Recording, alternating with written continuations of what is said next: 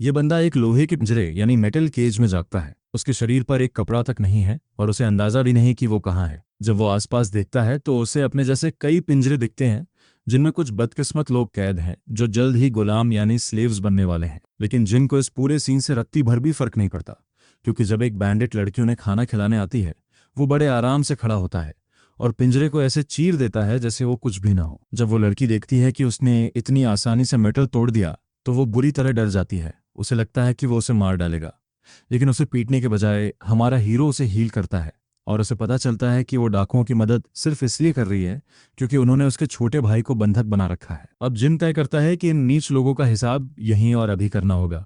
वो दरवाजे को चकनाचूर कर देता है और उसे पहले बैंडिट के साथ उड़ाते हुए दूर फेंक देता है और उसे इस बात की जरा भी परवाह नहीं कि वो पूरी तरह नंगा है। जिन एक एक करके सबको ठिकाने लगाता है और पीछे बचते हैं तो बस अधमरे डाकुओं के ढेर। उन हैरान परेशान डाकुओं के पास कोई मौका ही नहीं था। वो उनके लिए बहुत ज्यादा तेज और ताकतवर है। आखिर में वो उनके बॉस तक पहुंचता है और ये कमीना, जिसे इस दुनिया में बहुत स्ट्रांग माना जाता है, लड़ने की हिम्मत तक नहीं जुटा पाता। हमारे लड़के को बाकी गुंडों की हालत खराब करते देख वो बस रहम की भीख मांगता है और पूछता है कि उसे क्या चाहिए। पैसा और गुलाम उसके लिए कोई बड़ी बात नहीं थे, लेकिन हमारा हीरो बाकी बचे डाकुओं का काम तमाम करके उसके करीब आता है। ये बैंडिट बॉस समझ ही नहीं पा रहा कि आखिर हो क्या रहा है। वो अपनी स्पिरिट पावर्स क्यों नहीं इस्तेमाल कर पा रहा और ये नंगा आदमी इतना ओवरवेलमिंगली स्ट्रांग कैसे है। जिन उसे किसी मामूली कीड़े की तरह देखता है। उस कमीने को समझ आ जाता है कि उसकी शामत आ चुकी है, इसलिए वो अपना आखिरी दांव खेलने के लिए भागता है एक पिंजरा जिसमें एक खूंखार मॉन्स्टर कैद है। बॉस को पूरा यकीन है कि अब हमारा हीरो गया काम से, पर जैसे ही वो मॉन्स्टर हमला करता है जिन बड़ी आसानी से उसके वार को ब्लॉक कर देता है। अब तो वो कमीना सच में सन्न रह गया। उसने आज तक किसी इंसान को मॉन्स्टर का सीधा हमला खाली हाथों से रोकते नहीं देखा था। पता चलता है कि जिन का कॉन्स्टिट्यूशन सुपर ह्यूमन है, और सिर्फ इतना ही नहीं, अगले ही पल वो अपनी डिवाइन पावर निकालता है और एक जबरदस्त एनर्जी बीम से उस मॉन्स्टर का नामो निशान मिटा देता है। काम खत्म होने के बाद वो उस नीच आदमी की तरफ मुड़ता है ताकि उन मासूमों के साथ जो उसने किया उसकी उसे ठीक से सजा दे सके। पर आखिर जिन इतना पावरफुल क्यों है और उसे ये शक्तियां कैसे? असल में इसकी शुरुआत 100 मिलियन साल पहले हुई थी। धरती पर एक भयंकर तबाही आई थी जिसने पूरी दुनिया से इंसानों का नामो निशान मिटा दिया था।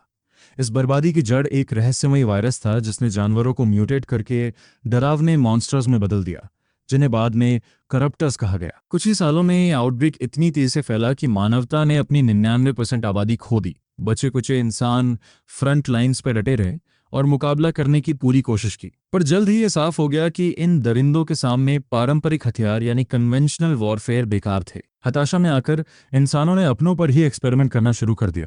उन सभी ट्रायल्स में से जैन शू इकलौता सफल टेस्ट सब्जेक्ट था जिसने असल नतीजे दिखाए।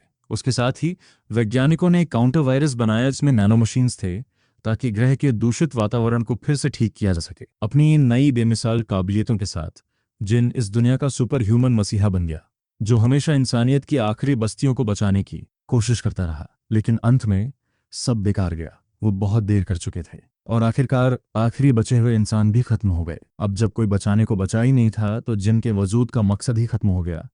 वो उस काम में फेल हो गया था जिसके लिए उसे बनाया गया था। कम से कम उसकी साइंटिस्ट दोस्त कबूरा का तो यही मानना था। पर जिन की सोच बिल्कुल अलग थी। उसके लिए अभी भी जीने की एक वजह थी। भले ही वो आज की आबादी को न बचा सका हो, उसे पूरा भरोसा था कि उसकी शक्तियां आने वाली पीढ़ियों के काम आएंगी। क्योंकि नैनो मशीन्स पहले से ही वातावरण से करप्टर्स का असर खत्म करने में जुटी थीं। उसे उम्मीद थी कि एक दिन धरती फिर से पहले जैसी हो जाएगी और वो उस दिन का इंतजार करने को तैयार था। नतीजतन कगुरा ने उसे एक हाइबरनेशन कैप्सूल में डाल दिया जिसे उसे सदियों तक जीवित रखने के लिए डिजाइन किया गया था। जब जिन शांति से स्टासिस में सो रहा था, मॉन्स्टर्स धरती को उजाड़ते रहे। लेकिन जैसे जैसे दशक सदियों में और सदियां सहस्राब्दियों में बदलीं, ग्लोबल एनवायरनमेंट में बदलाव तेजी से होने लगा। वो अजीबोगरीब म्यूटेटेड जीव धीरे धीरे खत्म होने लगे और नई प्रजातियों के पनपने का रास्ता साफ हुआ। एवोल्यूशन का ये चक्र 100 मिलियन सालों तक चला, जो हमें उस सीन पर ले आता है जहां नई तरह से विकसित हुए 3 ह्यूमनॉइड जीव एक खौफनाक मॉन्स्टर से जान बचाकर भाग रहे हैं। वो घबराए हुए सर्वाइवर्स एक पुराने खंडहर यानी एंशिएंट रूइन के पास पहुंचते हैं और छिपने के लिए अंदर दुबक जाते हैं। वो बेरहम डेमोनिक बीस्ट उनके पीछे पीछे पीछे फैसिलिटी के अंदर घुस आता है। एक कोने में फंसे हुए, उनके पास भागने का कोई रास्ता नहीं था और वो लगभग उस जीव का डिनर बनने ही वाले थे। आखिरी उम्मीद में उस ग्रुप की लड़की मदद के लिए चिल्लाती है और अपने गांव के रक्षक देवता यानी गार्डियन गॉड से उन्हें बचाने की दुआ करती है। चमत्कारिक रूप से उसकी पुकार सुन ली जाती है, जिससे हमारे हीरो की नींद खुल जाती है, जो ठीक उनके पीछे रखे कैप्सूल में 100 मिलियन सालों से सो रहा था। वो प्राचीन इंसान एक एनर्जी बीम छोड़ता है जो वहीं के वहीं उस मॉन्स्टर के परखच्चे उड़ा देती है। वो तीनों उलझन में है कि आखिर हुआ क्या, और मामला तब और अजीब हो जाता है जब उनके सामने एक बिल्कुल नंगा आदमी प्रकट होता है। इस नेकेड चार्ड ने सबसे पहले अपने कपड़े ढूंढे, जो उसकी दोस्त कगरा द्वारा बनाए गए एक इंडिस्ट्रक्टिबल लॉक बॉक्स में सुरक्षित रखे थे। लैब के पुराने सिस्टम्स को चालू करने के बाद उसे पता चलता है कि उसने सीधे 100 मिलियन साल फ्यूचर में छलांग लगा दी है। हालांकि करोड़ों सालों ने ज्यादातर डेटा खराब कर दिया था, पर मशीनों का चलना ही किसी चमत्कार से कम नहीं था। ऐसा लगता है कि कगरा के बनाए नैनो मशीन वायरस ने अपना काम बखूबी किया और उन करप्टर्स को खत्म कर दिया, जिससे ये फैसिलिटी बची रही। उसे अपने पुराने दोस्त का छोड़ा हुआ एक कम्युनिकेशन क्यूब भी मिलता है, हालांकि उसमें क्या है ये अभी राज है। फिर वो उन ह्यूमनॉइड्स की तरफ मुड़ता है, ये पूरी तरह भूल कर कि वो अभी भी बिना कपड़ों के हैं। जब उसे एहसास होता है कि बच्चे उसे इस हालत में ताक रहे हैं, वो झटपट कपड़े पहन लेता है और उसी फ्रेश लुक में आ जाता है जैसा वो लाखों साल पहले दिखता था। थोड़ी देर बाद वो उन तीनों के साथ फैसिलिटी से बाहर निकलता है और क्षितिज पर चमकते सूरज की तेज रोशनी उसकी आंखों को चौंधिया देती है। सच तो यह है कि उसने इतने जीवंत नज़ारे की उम्मीद नहीं की थी। उसके सामने का नज़ारा किसी जन्नत से कम नहीं था, जो उस तबाह हो चुकी दुनिया से बिल्कुल उलट था जिसे वो जानता था। बच्चे फौरन अपने गांव की तरफ बढ़ने लगते हैं और जिद करते हैं कि उनका गार्डियन गॉड भी उनके साथ चले। दूसरी तरफ हमारा हीरो इस बात को समझने लगा है कि आखिर ये कौन सी प्रजाति है। कायदे से तो इंसानियत अब तक जीवाश्म यानी फॉसिल फ्यूल बन जानी चाहिए थी। जानवरों जैसे लक्षणों वाले ये ह्यूमनॉइड्स पक्के तौर पर लाखों सालों के एवोल्यूशन और नैनो मशीन्स के असर का नतीजा है। यही नहीं, ये लोग ठीक वही भाषा बोल रहे हैं जो युगों पहले इंसान बोलते थे, जिसका साफ मतलब है कि ये उसी जड़ से निकले हैं। वो अपना परिचय जिन साधु के रूप में देता है और उनसे सिर्फ पहला नाम इस्तेमाल करने को कहता है। बदले में बकरी जैसे कानों वाली लड़की अपना नाम हकामा फिल बताती है। कोआला जैसा दिखने वाला लड़का दानपो है और उसके साथ वाली कैटगर्ल शांडी है। हकामा बाकी बातें बात के लिए छोड़ती है और जिनको खींचते हुए ले जाने लगती है, ये बताते हुए कि उसका गांव बस पास ही है। वो अपने इस नए भगवान को घर ले जाने के लिए बेताब है ताकि वो मौजूदा हमलावरों को खदेड़ सके। अफसोस की बात यह है कि जब तक वे पहुंचते हैं, गांव पर हमला हो चुका होता है और कई बस्तियां आग की लपटों में घिरी होती हैं। शांदी उस तबाही को देखकर आपा खो देती है और अपनी मां को ढूंढने के लिए घबराहट में आगे दौड़ जाती है। जब वो नुकसान का मुआयना करते हैं, जिन उनकी गंभीर स्थिति पर गौर करता है, वो तुरंत भांप लेता है कि गांव की सुरक्षा कितनी कमजोर है। दीवारें और घर मामूली लकड़ी के बने हैं। ये छोटी सी बात साफ कर देती है कि ये नई सभ्यता टेक्नोलॉजी के मामले में उस मानवीय युग से कोसों पीछे है जो उसे याद है। गांव के और अंदर जाने पर जिन को एक औरत एक अजीब से मॉन्स्टर से मुकाबला करते हुए दिखती है। एक नज़र में ही साफ था कि वो मुश्किल से उसका सामना कर पा रही है। उसे ये समझते देर नहीं लगती कि वो जीव बिल्कुल लाखों साल पहले वाले करप्टर्स जैसा है, और यहाँ सिर्फ सर्वाइविंग करप्टर्स ही इकलौती अजीब चीज नहीं थे। छोटी हकामा जाहिर तौर पर कोई जादुई तकनीक यानी मैजिक टेक्निक जानती है, जिससे उसका शरीर चमकने लगता है। हालांकि उसकी दखल अंदाजी की जरूरत नहीं पड़ती। जिन तेजी से आगे बढ़ता है और एक जबरदस्त किक से उस मॉन्स्टर की सिट्टी पिट्टी गुम कर देता है। फुर्ती से वो घायल बुजुर्ग औरत को अपनी बाहों में उठाता है और खतरे से बाहर ले आता है, जिससे छोटी हकामा को आखिरी वार करने का मौका मिल जाता है। अपनी मैजिक पावर का इस्तेमाल करते हुए वो एक छोटा सा फायरबॉल छोड़ती है जो बहुत ही पावरफुल था और उस मॉन्स्टर का काम तमाम कर देती है। मरे हुए जीव को देखकर जिन की थ्योरी कंफर्म हो जाती है। वातावरण की नैनो मशीन्स ने वाकई इन मॉन्स्टर्स की हीलिंग पावर छीन ली है, लेकिन उसे ये समझ नहीं आ रहा कि एक स्थानीय लड़की उन्हीं नैनो मशीन्स को कैसे कंट्रोल कर पा रही है। उसका अंदाजा है कि ये लोग वातावरण से नैनो मशीन पार्टिकल्स सोखते हैं और उन्हें ऑफेंसिव स्पेल्स में बदलते हैं, ठीक वैसे ही जैसे वो खुद करता है। पेंच यह है कि इतिहास के हिसाब से सिर्फ असली इंसान ही उस टेक्नोलॉजी को चला सकते थे। वो उस औरत से जिसे उसने अभी बचाया था सीधे अपनी जिज्ञासा जाहिर करता है कि क्या इस जमाने के हर किसी के पास ऐसी जादुई ताकत है।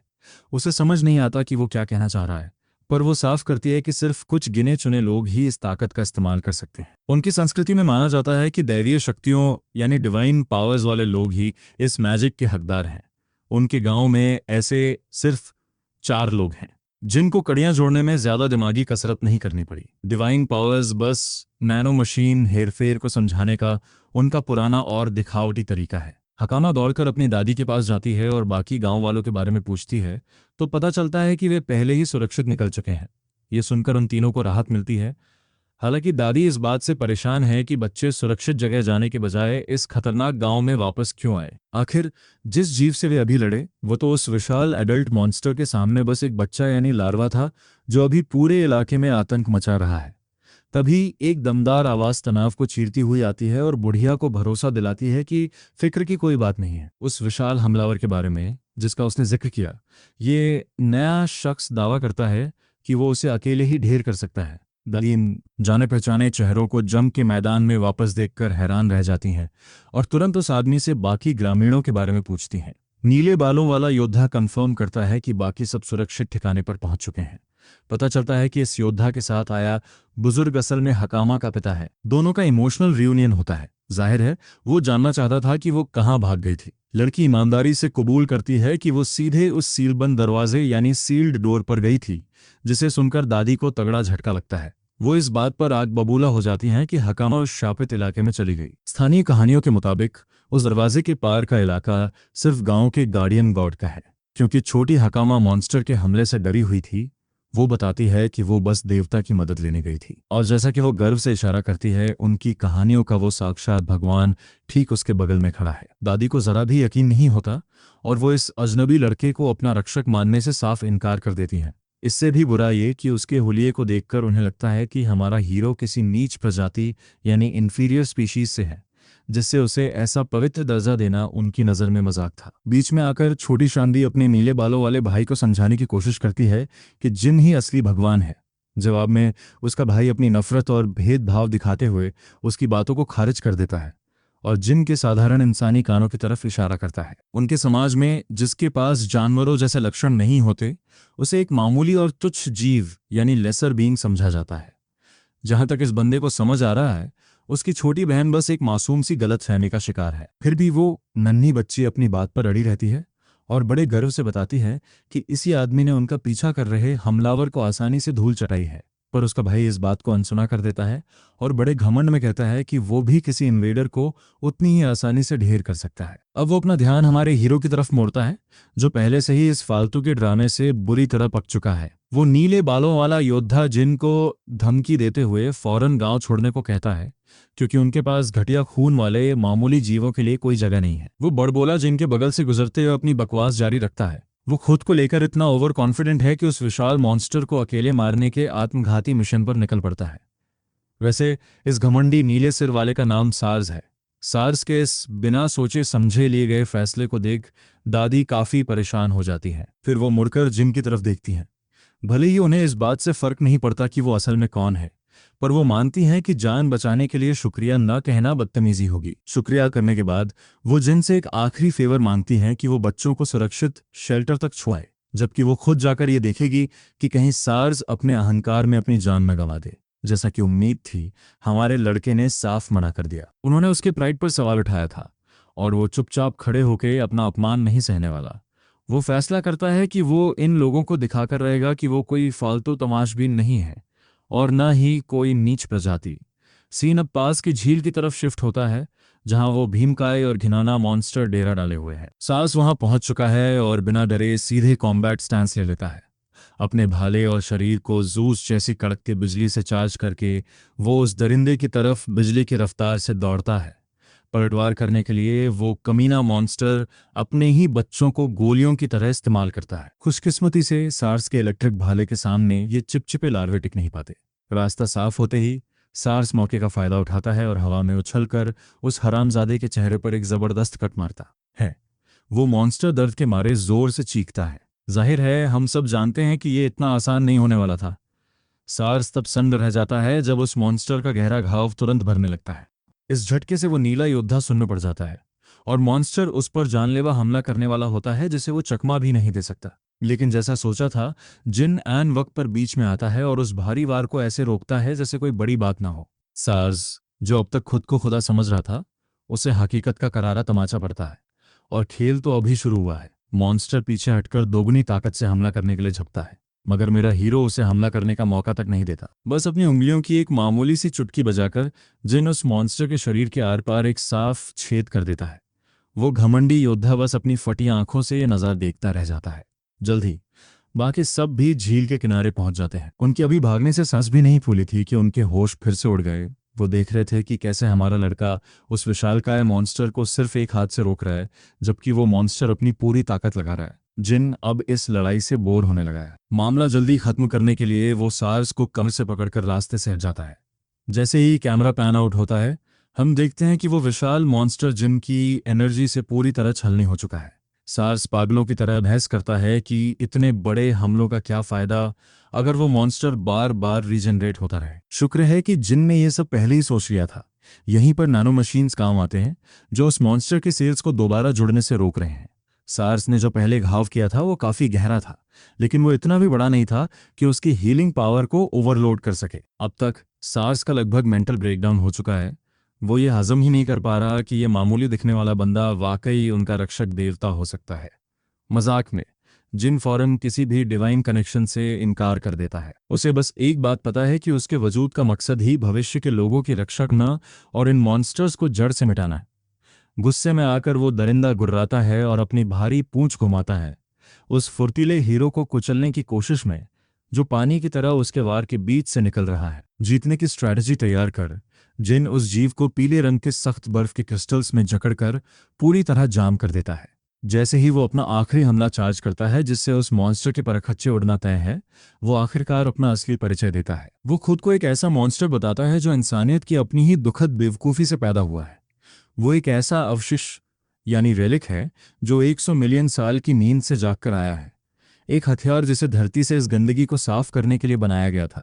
सार्स की हालत ऐसी नहीं है कि वो समझ सके कि ये बंदा क्या बड़बड़ा रहा है, पर उसे बस इस बात से मतलब है कि क्या जिन वाकई वो कर पाएगा जिसका वो दावा कर रहा है। जाहिर है जिन कर सकता है। आखिर वो अनगिनत बेरहम और खौफनाक एक्सपेरिमेंट्स का नतीजा है।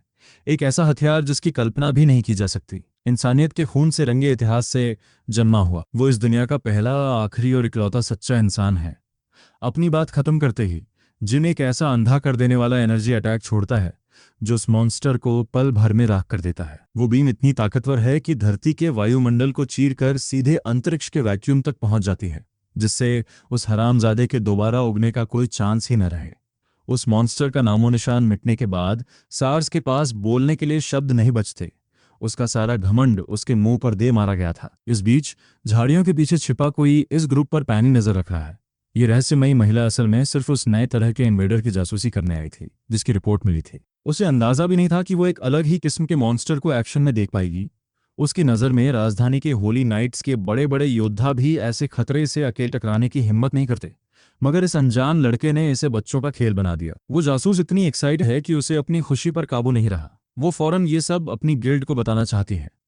उसी दिन बाद में जिन आखिरकार उस मिलियन साल पुराने होलोग्राम मैसेज को सुनता है जिसे उसकी दोस्त कगुरा ने उसके लिए छोड़ा था। उसका डिजिटल दोस्त ये कहते शुरुआत करता है कि जब जिन इसे देख रहा होगा तब तक लाखों साल गुजर चुके होंगे। इतने लंबे समय के बाद कगुरा हैरानी जताता है कि अब धरती कैसी दिखती होगी और क्या इसका वातावरण ठीक हुआ भी है या नहीं। शुरुआत में ही वो एक बुरी खबर सुनाता है। वो खूंखार करप्टर्स कभी पूरी तरह खत्म नहीं होंगे, भले ही दुनिया कितनी भी सुधर जाए। और सच तो ये है कि ये बात साफ थी, क्योंकि जिन ने अभी अभी एक से लड़ाई खत्म की थी। कगरा बताता है कि जब जिन गहरी नींद में था तब वो खुद भी समय समय पर कोल्ड स्लीप में जाता रहा ताकि दुनिया में आ रहे बदलावों को देख सके। एनवायरनमेंट ठीक होने की वजह से करप्टर्स की संख्या धीरे धीरे कम हो रही थी, लेकिन अफसोस जैसे जैसे इकोसिस्टम बदला वो करप्टर्स भी उसी के साथ इवॉल्व यानी विकसित होने लगे। यह इस बात का साफ संकेत था कि दुनिया कभी भी इस खतरे से पूरी तरह पीछा नहीं छुड़ा पाएगी। इसका मुकाबला करने के लिए कागुरा बताता है कि उसने जानबूझकर नई पनप रही प्रजातियों के डीएनए में बदलाव किए ताकि वे इन मॉन्स्टर्स का शिकार बनने के बजाय उनका सामना कर सकें। इसके अलावा कागुरा बताता है कि उसने हमारे हीरो के लिए एक बहुत बड़ा पावर अप छोड़ा है। जी हाँ, वो चमकते हरे लिक्विड वाली डरावनी सी सुई यानी सिरिंज वही चीज है जिसे जिन को सीधे अपनी नसों में इंजेक्ट करना है। ऐसा करते ही जिन का शरीर थरथराने लगता है और उससे एक रहस्यमयी ऊर्जा निकलने लगती है। इस सीरम ने उसे नैनो मशीन्स के साथ 100% कंपैटिबल बना दिया है। इस मिलाप के पूरा होते ही जिन को नैनो मशीन्स के जरिए किसी भी चीज को बनाने या बदलने की कमाल की शक्ति मिल जाती है। सबसे अच्छी बात तो यह है कि ये अपग्रेड तो बस शुरुआत है। उसका पुराना दोस्त बताता है कि उसने ऐसे ही कई पावर अप्स पूरी दुनिया में अलग अलग जगहों पर छिपा रखे हैं। उसने जानबूझकर सब एक जगह नहीं रखा ताकि अगर करप्टर्स किसी एक फैसिलिटी को तबाह कर दें तो सब कुछ एक साथ खत्म न हो जाए। साथ ही इस बहाने जिन को पूरी दुनिया घूमनी होगी और इस नई दुनिया की खूबसूरती को करीब से देखना होगा। कगुरा मानता है कि उसे नहीं पता कि इस नए युग में करप्टर्स कितने खतरनाक होंगे, पर उसे पूरा यकीन है कि यह भविष्य उस पुराने जमाने से कहीं ज्यादा सुनहरा है जिसे वे पीछे छोड़ आए थे। जैसे जैसे मैसेज आगे बढ़ता है, होलोग्राम में दिखता है कि वक्त के साथ वो बेचारा साइंटिस्ट कितना बूढ़ा हो गया था। वो एक भावुक पल है जब कगुरा अपना दुख जाहिर करता है कि वो इस खूबसूरत और सुधरी हुई दुनिया को अपनी आंखों से कभी नहीं देख पाएगा। भविष्य की पूरी जिम्मेदारी जिनके हाथों में सौंपकर वो मैसेज खत्म हो जाता है। तभी हकामा और बाकी गैंग वहां पहुंच जाते हैं जो अपने गार्जियन गॉड को ढूंढ रहे थे। वो और कुआला जैसा दिखने वाला दानपो उसे खींचकर गांव ले जाने आए हैं क्योंकि पूरा गांव बेसब्री से उसका इंतजार कर रहा है। वापस जाते समय जिन की पारखी नजरें हकामा के गले में लटके एक पुराने रिसर्च फैसिलिटी की एक्सेस की पर पड़ती हैं। उत्सुकता में वो पूछता है कि ये पेंडेंट उसके पास कहाँ से आया। हकामा बताती है कि बहुत समय पहले एक महान इंसान ने उसके पूर्वजों से कहा था कि इसे रक्षक कवच के रूप में पीढ़ी दर पीढ़ी संभाल कर रखें। मान्यता थी कि अगर कभी गांव पर कोई बड़ा खतरा आया तो यही चाबी उनके रक्षक देवता को बुलाएगी। ये सुनकर जिन भावुक हो जाता है। उसे ये देखकर बहुत खुशी होती है कि उसके दोस्त ने उसके लिए इतना सब कुछ प्लान किया था। वो खुद को कगुरा का बहुत बड़ा कर्जदार महसूस करता है। गांव के बीचों बीच पहुंचते ही दिखता है कि वहां जश्न का माहौल है। जब सब खाने पीने में व्यस्त थे, बच्चे अपने रक्षक को सबके सामने लाते हैं। हालांकि माहौल थोड़ा बदल जाता है क्योंकि बड़े लोग एक मामूली जीव को देखकर कानाफूसी शुरू कर देते हैं। उनके छोटे दिमागों को ये बात हजम नहीं हो रही थी कि एक आम सा दिखने वाला जीव महान रक्षक देवता कैसे हो सकता है। अभी वे हमारे लड़के की काबिलियत पर शक कर ही रहे थे कि तभी सार्स खड़ा हो गया और उन सब पर बुरी तरह बरस पड़ा कि उनकी हिम्मत कैसे हुई अपने मसीहा पर उंगली उठाने की। यहां तक कि उसने कुछ लोगों को 2-4 हाथ जड़ भी दिए। आखिर ये वही बुजदिल थे जो खतरा देखते ही दुम दबाकर भाग खड़े हुए थे। इस बहस को देखकर हकामा और दानपो को सार्स के दोगलेपन की बू आने लगती है। आखिर कुछ ही घंटे पहले वो खुद जिन की ताकत का मजाक उड़ा रहा था और उस पर सबसे ज्यादा शक कर रहा था। तभी गांव की दादी आगे आती हैं और जिन से बात करती हैं। वो खुद को उसका बहुत बड़ा कर्जदार मानती हैं और पूरे गांव की तरफ से उसका दिल से शुक्रिया अदा करने की कोशिश करती हैं। हकीकत तो ये है कि अगर उसने ऐन वक्त पर दखल न दिया होता तो आज इनमें से कोई भी जिंदा न बचता। पूरा गांव राख हो चुका होता। पर मेरा हीरो अपनी फितरत के मुताबिक इन तारीफों को हवा में उड़ा देता है और कहता है कि ये तो बस उसका काम था। फिर भी वो जानता है कि ये लोग उसे बिना कुछ दिए इतनी आसानी से पीछा नहीं छोड़ने वाले। धन दौलत मांगने के बजाय वो एक ऐसी चीज मांगता है जो उससे कहीं ज्यादा कीमती है, और वो है इन्फॉर्मेशन। जिन दुनिया के मौजूदा हालातों के बारे में सब कुछ बारीकी से जानना चाहता है। बदकिस्मती से बाहरी दुनिया से कटे हुए इन गांव वालों के पास इतने बड़े सवालों के जवाब नहीं थे। सही जानकारी के लिए वे उसे कोसिया के राजा की राजधानी यानी रॉयल कैपिटल जाने की सलाह देते हैं। चूंकि वहां हर तरह के लोग आते हैं, इसलिए वो जगह ताज़ा खबरों और जानकारी का सबसे बड़ा अड्डा है। वे बताते हैं कि उनके कोडामा विलेज के व्यापारी अक्सर रेशम के धागे से बनी चीजें बेचने वहां जाते रहते हैं। हालांकि राजधानी का रास्ता काफी लंबा और खतरों से भरा है, पर दादी को यकीन है कि जिन जैसे पावरफुल बंदे के लिए ये कोई बड़ी बात नहीं है। वे हकामा को उसका ऑफिशियल गाइड बना देती हैं क्योंकि उसे भी अपनी मैजिक ट्रेनिंग के लिए राजधानी की मशहूर एकेडमी में दाखिला लेना था। जिन ये जानकर हैरान रह जाता है कि इस दौर में भी पढ़ाई लिखाई के लिए ऐसे इंस्टीट्यूशंस मौजूद हैं। तभी पता चलता है कि हमारे हीरो को एक बहुत ही शोर मचाने वाला और वफादार फैन मिल गया है। सार्स बड़े जोश में सफर के दौरान रक्षक देवता का बॉडीगार्ड बनने के लिए खुद को पेश करता है। दादी फौरन उसे डांटकर चुप करा देती हैं और याद दिलाती हैं कि उसके पास राजधानी जाने की कोई वजह नहीं है। पर सार्स सीना ठोक कर कहता है कि उसके पास एक बहुत बड़ा मकसद है। वो शानदार होली नाइट ऑर्डर में शामिल होना चाहता है। लेकिन दादी जानती हैं कि ये सिर्फ ख्याली पुलाव है। वो बेरहमी से उसे हकीकत दिखाती हैं कि जिससे बेसिक एकेडमी का एग्जाम तक क्लियर नहीं हुआ, उसका एलीट नाइट्स बनना नामुमकिन है। ये सुनकर जिन थोड़ा चौंक जाता है। उसे लगा था कि डिवाइन पावर होने की वजह से सार्स को आसानी से एडमिशन मिल गया होगा। हकामा उसे असली वजह बताती है। वहां एक लिखित परीक्षा यानी रिटन एग्जाम होती है जो बेवकूफ़ों को बाहर निकालने के लिए बनाई गई है, और सार्स अपनी इसी महान बुद्धिमानी की वजह से फेल हो गया था। इन हंसी मजाक की बातों को छोड़कर जिन के मन में उन एलीट होली नाइट्स के बारे में जानने की उत्सुकता बढ़ जाती है। इसी बीच सीन गांव से हटकर एक भारी बख्तरबंद नाइट की तरफ जाता है। वो ये जानकर दंग रह जाता है कि कुजामा विलेज को दहलाने वाला वो विशाल मॉन्स्टर खत्म किया जा चुका है। ये खबर देने वाली वही जासूस लड़की है जो झाड़ियों में छिपकर झील वाली लड़ाई देख रही थी। वो नाइट उससे दोबारा कंफर्म करने को कहता है और लड़की बिना हिचकिचाए अपनी बात पर टिकी रहती है। उस होली नाइट को अपनी आंखों पर यकीन नहीं हो रहा था।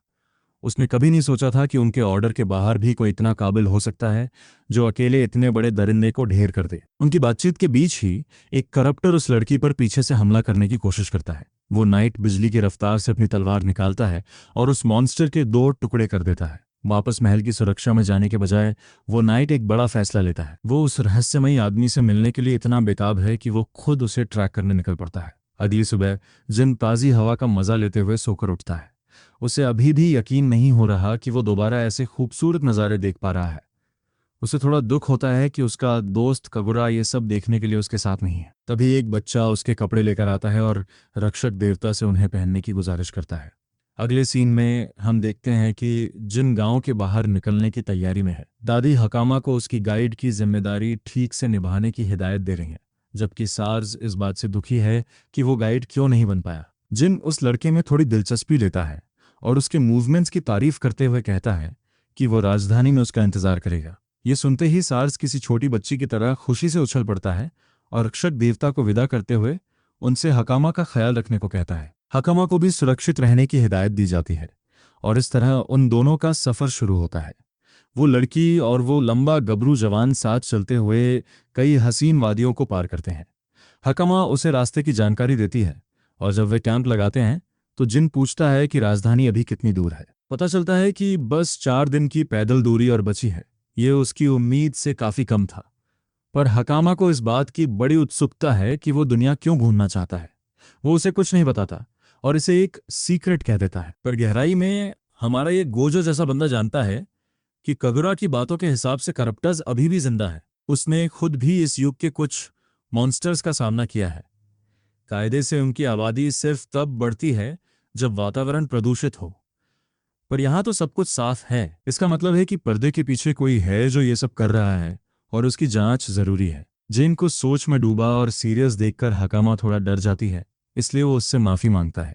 उसे एक बात समझ आ गई है, ये दौर पूरी तरह करप्टर्स के कब्जे में नहीं है। यहाँ जिंदगी के निशान मौजूद हैं। उसका पहला मकसद इस दौर के लोगों को समझना है और फिर करप्टर्स से निपटना।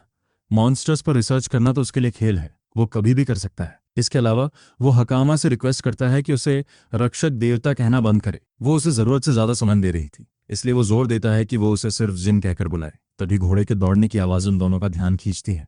एक होली नाइट अपनी टीम के साथ वहां पहुंचता है और उनसे बात करने की गुजारिश करता है। ये बंदा किसी रॉकस्टार प्रिंस जैसा दिखता है, पर जिन को कोई फर्क नहीं पड़ता और वो सीधे उसकी पहचान पूछता है। वो खुद को होली नाइट ऑर्डर की 7वीं डिवीजन का कैप्टन आर्गस ऑल्टन बताता है। जिनके लिए ये होली नाइट का कॉन्सेप्ट नया था और वो सोचता है कि क्या ये वही लोग हैं जिनका गांव वालों ने जिक्र किया था। आर्गस की टीम में एक बदतमीज नाइट लड़की करीना भड़क जाती है और जिन पर चिल्लाती है कि उसने उनके लीडर के सामने खड़े होने की हिम्मत कैसे नहीं की। वो तो उन्हें गुनहगार तक मान लेती है, पर आर्गस उसे शांत रहने को कहता है। करीना पीछे बड़बड़ाती रहती है, जबकि कैप्टन अब जिन से इज्जत से बात करता है। हमारा हीरो बस करीना की बातों का मतलब पूछता है, पर कैप्टन उसे नज़रअंदाज करते हुए सीधे जिन से उसकी पहचान और मंजिल के बारे में सवाल करता है। हकामा बताती है कि वे कोडामा विलेज से हैं और राजधानी जा रहे हैं। करीना इसे एक मौके की तरह देखती है और उन्हें नीच प्रजाति कहते हुए उन पर आरोप लगाने लगती है। वो खुद को बहुत तीस मार्खा समझते हुए ये जताने की कोशिश करती है कि उसने उन्हें रंगे हाथों पकड़ लिया है। जिन ये सुनकर हैरान रह जाता है कि इस दुनिया में बर्थ रिकॉर्ड्स जैसी एडवांस चीज़ें भी हैं, पर आर्गस फिर बीच में आता है और करीना को फालतू के अंदाजे लगाने से रोकता है। वो गौर करता है कि हकामा ने जो कपड़े पहने हैं वे हाई क्वालिटी कोडामा कपड़े हैं जिनकी राजधानी में बहुत कद्र है। गांव के आम बच्चे ऐसे शाही कपड़े नहीं पहनते, जिससे ये साबित हो गया कि वे वहीं से हैं और करीना फिर से गलत साबित हुई। भले ही उसे लड़की पर भरोसा था, पर आर्गस अपनी तलवार निकालकर जिन की तरफ तान देता है और कहता है कि यह आदमी बाकी सबसे अलग है। उसने आज तक ऐसे कपड़े नहीं देखे थे, इसलिए वो पूछता है कि वो कहाँ से है। कैप्टन बताता है कि इस रास्ते पर डाकुओं का बहुत आतंक है और मुमकिन है कि ये आदमी उन्हीं में से एक हो जो बच्चों की तस्करी कर रहा है। हकामा उन्हें समझाने की कोशिश करती है, पर वे एक नहीं सुनते। बिना सोचे समझे हकाम हमला करने की कोशिश करती है, लेकिन नाइट्स उसे चारों तरफ से जादुई तलवारों से घेर लेते हैं। उसकी डिवाइन पावर देखकर कैप्टन उसकी तारीफ तो करता है, पर अब वो और भी सख्ती से जिन से जवाब मांगता है। वो कहता है कि उसका जवाब ही तय करेगा कि वो जिंदा बचेगा या नहीं। ये सुनते ही जिन की आंखों में खौफनाक गुस्सा यानी लुक ऑफ मर्डर उतर आता है। माहौल में भारी तनाव है, पर अंत में वो अपना गुस्सा पी जाता है और बस इतना कहता है कि वो गोडामा विलेज से ही आया है। करीना उसे झूठा कहती है, पर हैरानी की बात यह है कि आर्गस उसकी बात मान लेता है और अपनी तलवार मैन में डाल लेता है। ये एक बड़ा यू टर्न था, क्योंकि अभी कुछ पल पहले वो उसे मारने की धमकी दे रहा था। कैप्टन को एहसास हो जाता है कि वो झूठ नहीं बोल रहा, जबकि हकामा गर्व से कहती है कि जिन उनके गांव का रक्षक देवता है। ये गार्जियन गॉड वाली बात कैप्टन को दिलचस्प लगती है, पर वो इसे सीरियसली नहीं लेता और जाने के लिए मुड़ जाता है। वो अपने घोड़े पर सवार होते हुए अपनी बदतमीजी के लिए माफी मांगता है और कहता है कि वो बस अपनी ड्यूटी कर रहा था। वो कहता है कि शायद हम फिर कभी राजधानी में मिलेंगे और अगर कोई मुसीबत आए तो वे उसे ढूंढ सकते हैं। इतना कहकर वो वहां से निकल जाता है, जिससे करीना काफ़ी शर्मिंदा महसूस करती है, क्योंकि वो चाहती थी कि वहाँ कुछ तगड़ा एक्शन हो।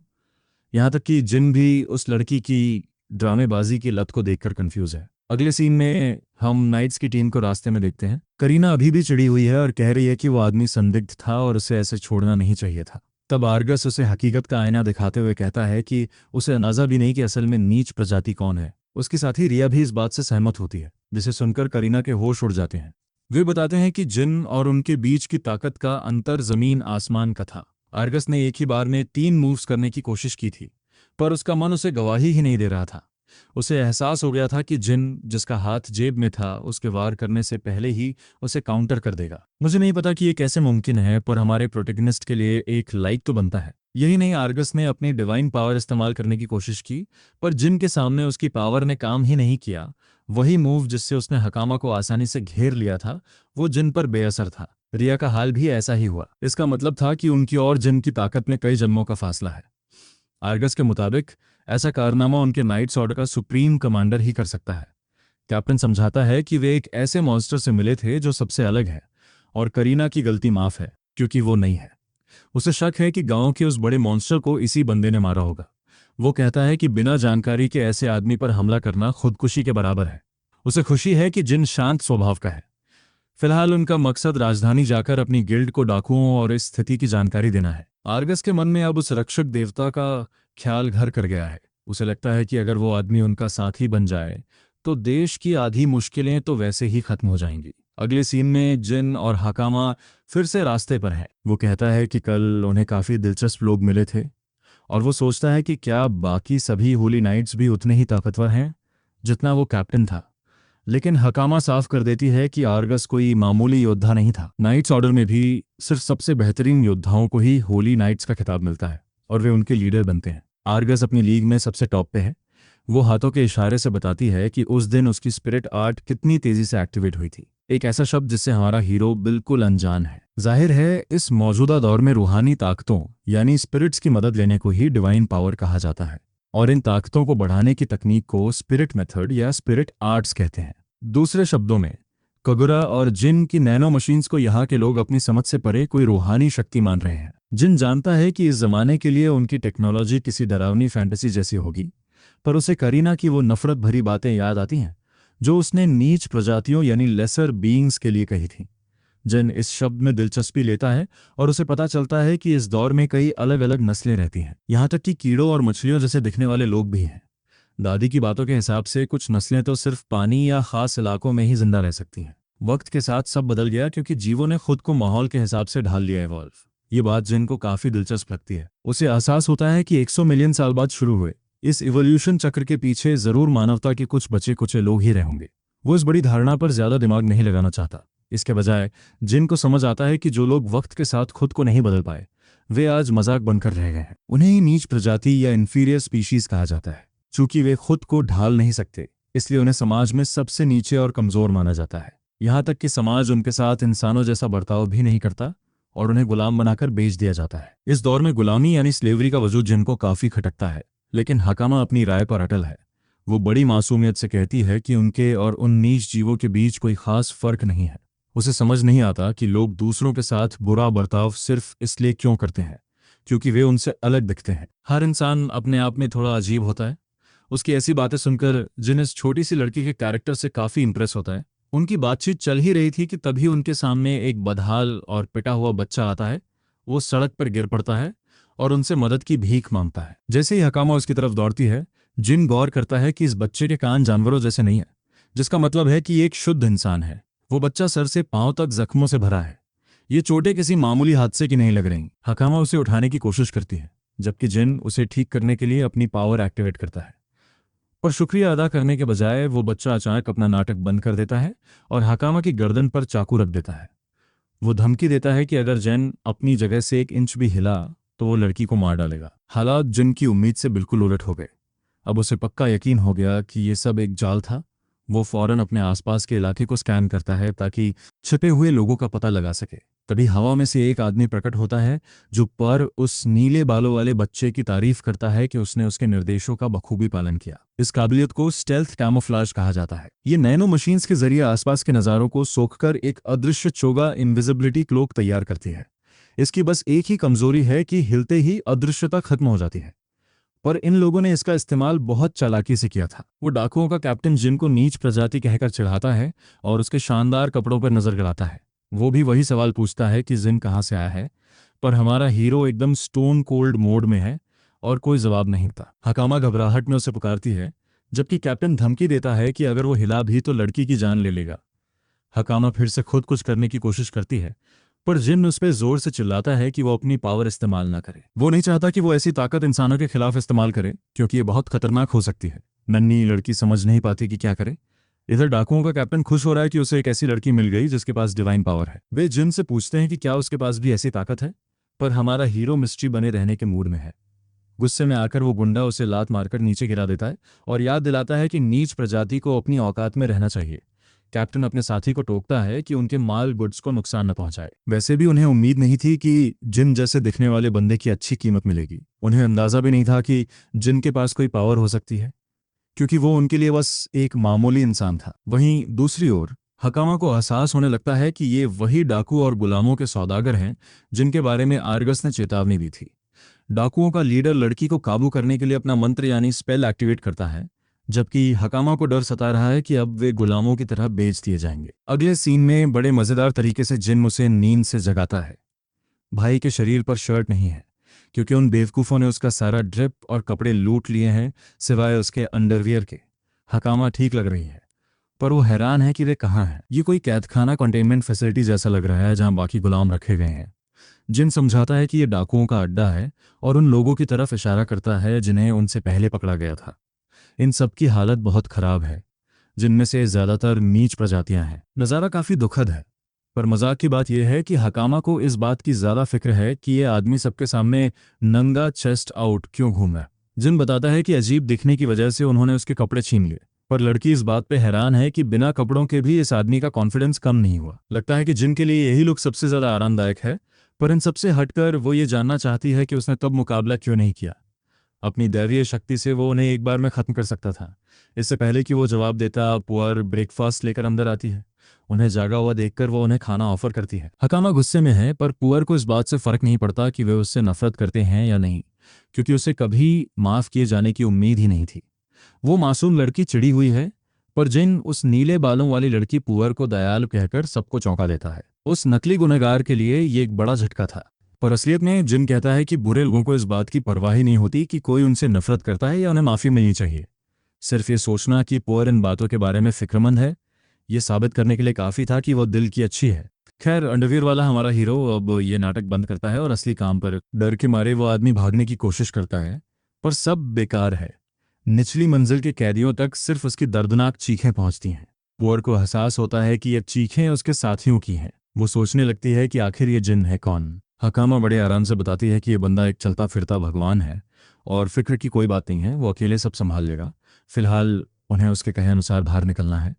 पुअर के लिए ये यकीन करना मुश्किल है कि वे आज़ाद होने वाले हैं। डाकुओं का लीडर हराना आसान नहीं है, क्योंकि उसके पास भी खतरनाक डिवाइन मैजिक है। ताकत के मामले में उसे हराना किसी के बस की बात नहीं लगती।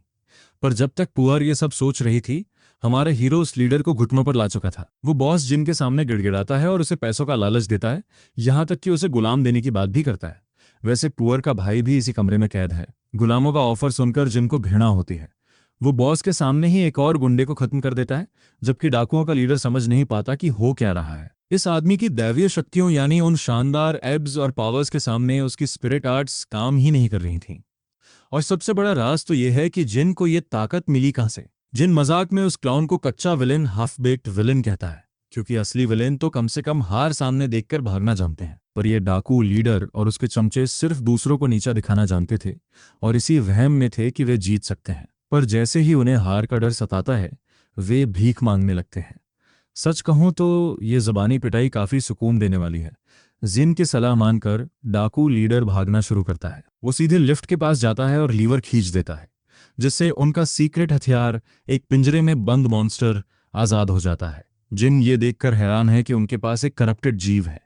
ये एक ताकतवर दरिंदा है जिसे किसी रईस नोबल के लिए पकड़ा गया था। मुझे तो ये समझ नहीं आ रहा कि ये पर्पल अरोंड श्वार्ज़नेगर जैसा दिखने वाला मॉन्स्टर पहले ही पिंजरा तोड़कर बाहर क्यों नहीं निकला।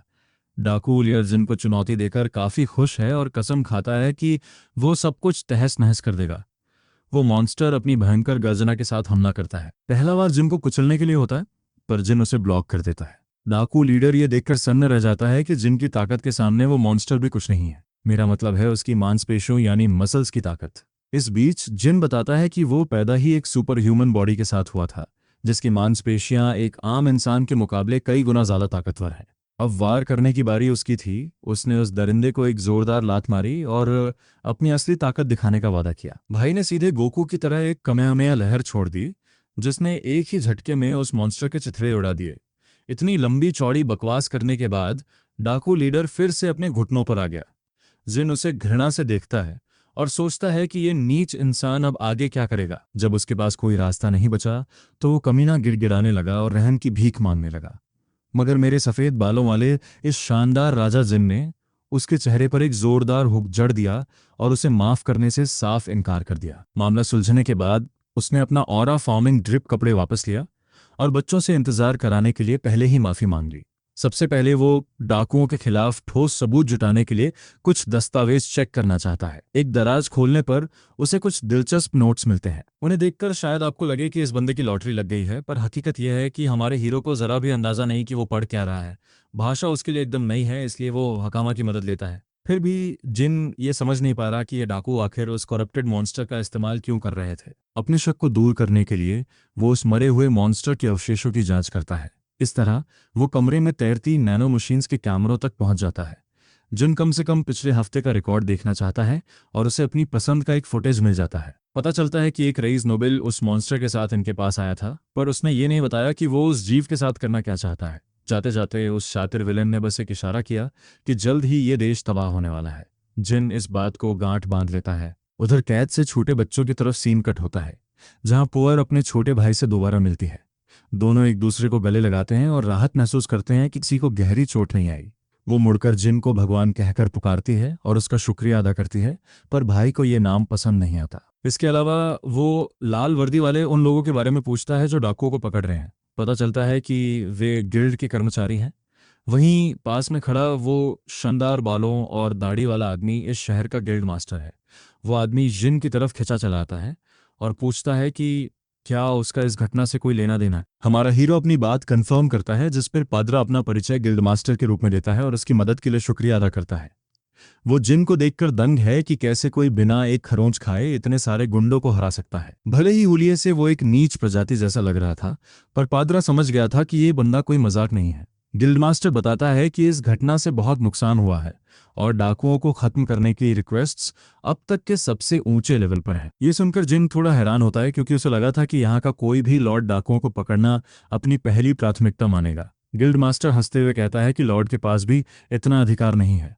अपराधों से निपटना गिल्ड मेंबर्स का काम है, जो राजा के प्रति वफादार होते हैं। अगर इस जमीन का शासक लॉर्ड चापी खुद भी कोई जुर्म करे तो उन्हें इसकी रिपोर्ट राजा को करनी होगी, भले ही ऐसा होना मुश्किल लगे। पादरा अपनी बात को लेकर कॉन्फिडेंट है, जबकि जिन 100 मिलियन साल पुराने हालातों से इसकी तुलना कर रहा है। उसे समझ आता है कि लॉर्ड का मतलब एक मेयर जैसा है और गिल्ड पुलिस की तरह काम कर रही है।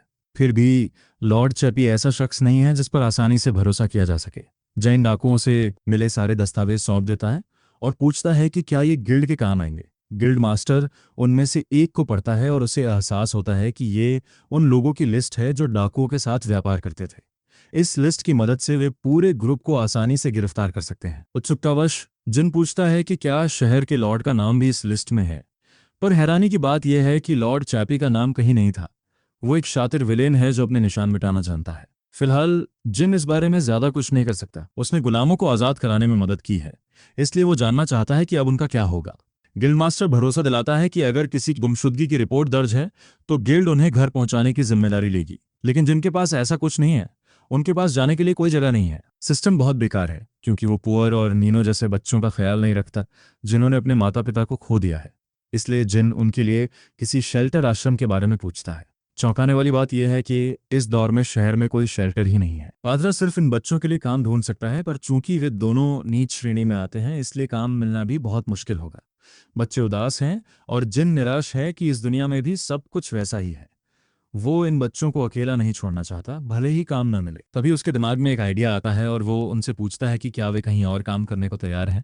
पुअर राजी हो जाती है, जिससे जिन को उस गोल्डन नाइट आर्गस की याद आती है जिसने कहा था कि ज़रूरत पड़ने पर वो उनकी मदद करेगा। अगले सीन में हम आर्गस से मिलने शाही राजधानी कोशिया पहुंचते हैं। वो होली नाइट वापस लौट ही रहा था कि अचानक उसे एक अजीब सी सिहरन महसूस होती है। अपने वास पर पहुंचकर वो अपनी टीम को आराम करने को कहता है। जैसे ही आर्गस अपने कमरों की तरफ बढ़ता है, नौकर चाकर बड़े गर्व और सम्मान के साथ उसका स्वागत करते हैं। वो सबसे पहले अपडेट मांगता है और अपने नौकरों के चेहरों को देखकर वो समझ जाता है कि जरूर कुछ हुआ है। बटलर अपने मालिक को परेशान करने के लिए माफी मांगता है, जबकि उसकी बहन ऊपर से उसे घूर रही है। आर्गस रिपोर्ट देखता है और उसका सिर चकरा जाता है। हालात उसकी उम्मीद से कहीं ज्यादा खराब थे। एक इन्वेडर राजधानी के अंदर घुस आया था और उसने काफी तबाही मचाई थी। वो अंदर कैसे आया ये उसके लिए कम जरूरी था, बल्कि सवाल ये था कि उस दरिंदे को अंदर लाने में मदद किसने की। उसका अंदाजा है कि यह हरिस्क एकेडमी के किसी शख्स का काम है, जहां संदिग्ध लोग उनके पतन की साजिश रचते रहते हैं। खैर, उसे राजधानी के हालातों को संभालने के लिए साथियों की सख्त जरूरत है।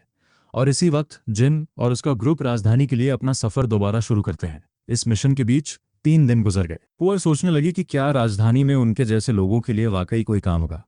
एक नेक इंसान होने के नाते जिन उन्हें यकीन दिलाता है कि उनका पढ़ना लिखना जानना ही उनके लिए बहुत बड़ी बात है, इसलिए वो उन्हें कॉन्फिडेंस रखने को कहता है। दूसरी तरफ हाकामा दूर इशारा करते हुए बताती है कि राजधानी बस पास ही है। जब जिन शाही राजधानी की भव्यता देखता है तो उसकी आंखें फटी की फटी रह जाती हैं। शाम तक वे राजधानी के अंदर पहुंचाते हैं, जहां हर तरफ लोगों की चहल पहल है। हकामा बताती है कि राजधानी आयात इंपोर्ट्स पर टिकी है, जिसका मतलब है कि यहाँ हर तरह का सामान मिलता है, यहाँ तक कि वो कोडामा कपड़े भी जिनका जिक्र पहले हुआ था। जिनको ये सब दिलचस्प लगता है और वो कुछ कीड़े जैसे दिखने वाले म्यूटेंट्स को भी देखता है। यहाँ अलग अलग नस्लों की भरमार है, जो दिखाती है कि सब अलग अलग तरह से विकसित हुए हैं। सड़कें साफ सुथरी हैं और सुरक्षा भी बेहतरीन है। पर इन सब फायदों के बावजूद यहाँ कुछ घिनौने हिस्से भी हैं। जिन सोचता है कि हर युग की अपनी अलग समस्याएं होती हैं। वो हकामा से एकेडमी के एंट्रेंस एग्जाम के बारे में पूछता है और उससे पता चलता है कि ये अगले हफ्ते होने वाला है। उन्हें एग्जाम शुरू होने तक इंतजार करना होगा। पर उनकी बातें सुनकर एक सुनहरे बालों वाली लड़की सोचती है कि क्या ये लोग हरिस एकेडमी में जाना चाहते हैं, जबकि ये सब तो नीच प्रजाति के लग रहे हैं।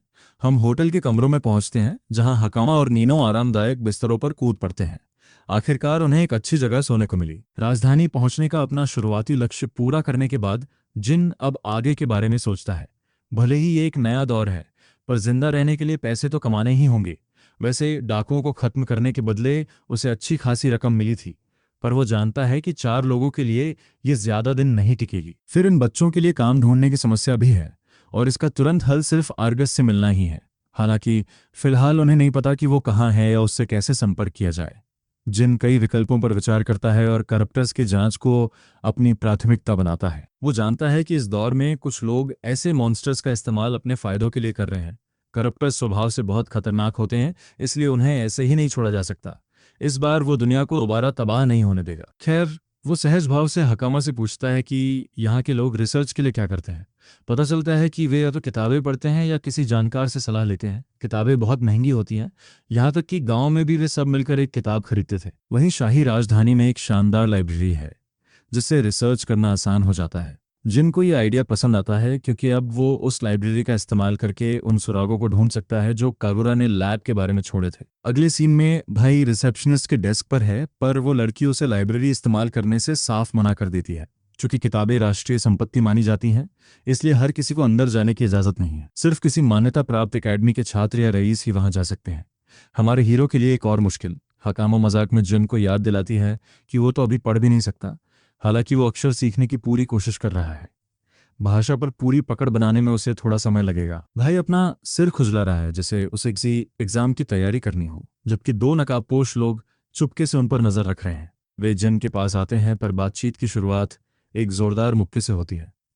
हमारा हीरो तुरंत उसका हाथ पकड़ लेता है और उसे ताना मारता है कि परिचय देने का उसका तरीका बड़ा शानदार है। शहर की सुरक्षा के दावे धरे के धरे रह गए जब लोग इस तरह हमला कर रहे हैं, पर वो आदमी घमंडी बना रहता है और जिन उसके मुक्के को हवा में मोड़ देता है, जिससे एक पावरफुल मैजिक ब्लास्ट दूसरी तरफ निकल जाता है। वो फाइटर उसके तेज रिफ्लेक्सेस की तारीफ करता है, जबकि पुअर को समझ नहीं आ रहा कि ये लोग सरेआम आबादी वाले इलाके में डिवाइन पावर का इस्तेमाल कैसे कर रहे हैं। हमारा हीरो जानना चाहता है कि इन लूजर्स का मसला क्या है, और उसे जल्द ही समझ आता है कि किसी ने उसे मारने के लिए इन्हें भेजा है। पर यह तो उसके लिए अच्छा है। भले ही वे गुंडे जिन के ग्रुप को राजधानी छोड़कर भाग जाने की धमकी देते हैं, पर जिन अपनी जगह से टस से मस नहीं होता। वो उन्हें दोबारा हमला करने की चुनौती देता है और अगले ही पल उनका हाथ पकड़कर उन्हें जोर से जमीन पर पटक देता है। एक को उसकी औकात दिखाने के बाद वो दूसरे की तरफ मुड़ता है जो उस पर मैजिक ब्लास्ट छोड़ रहा है।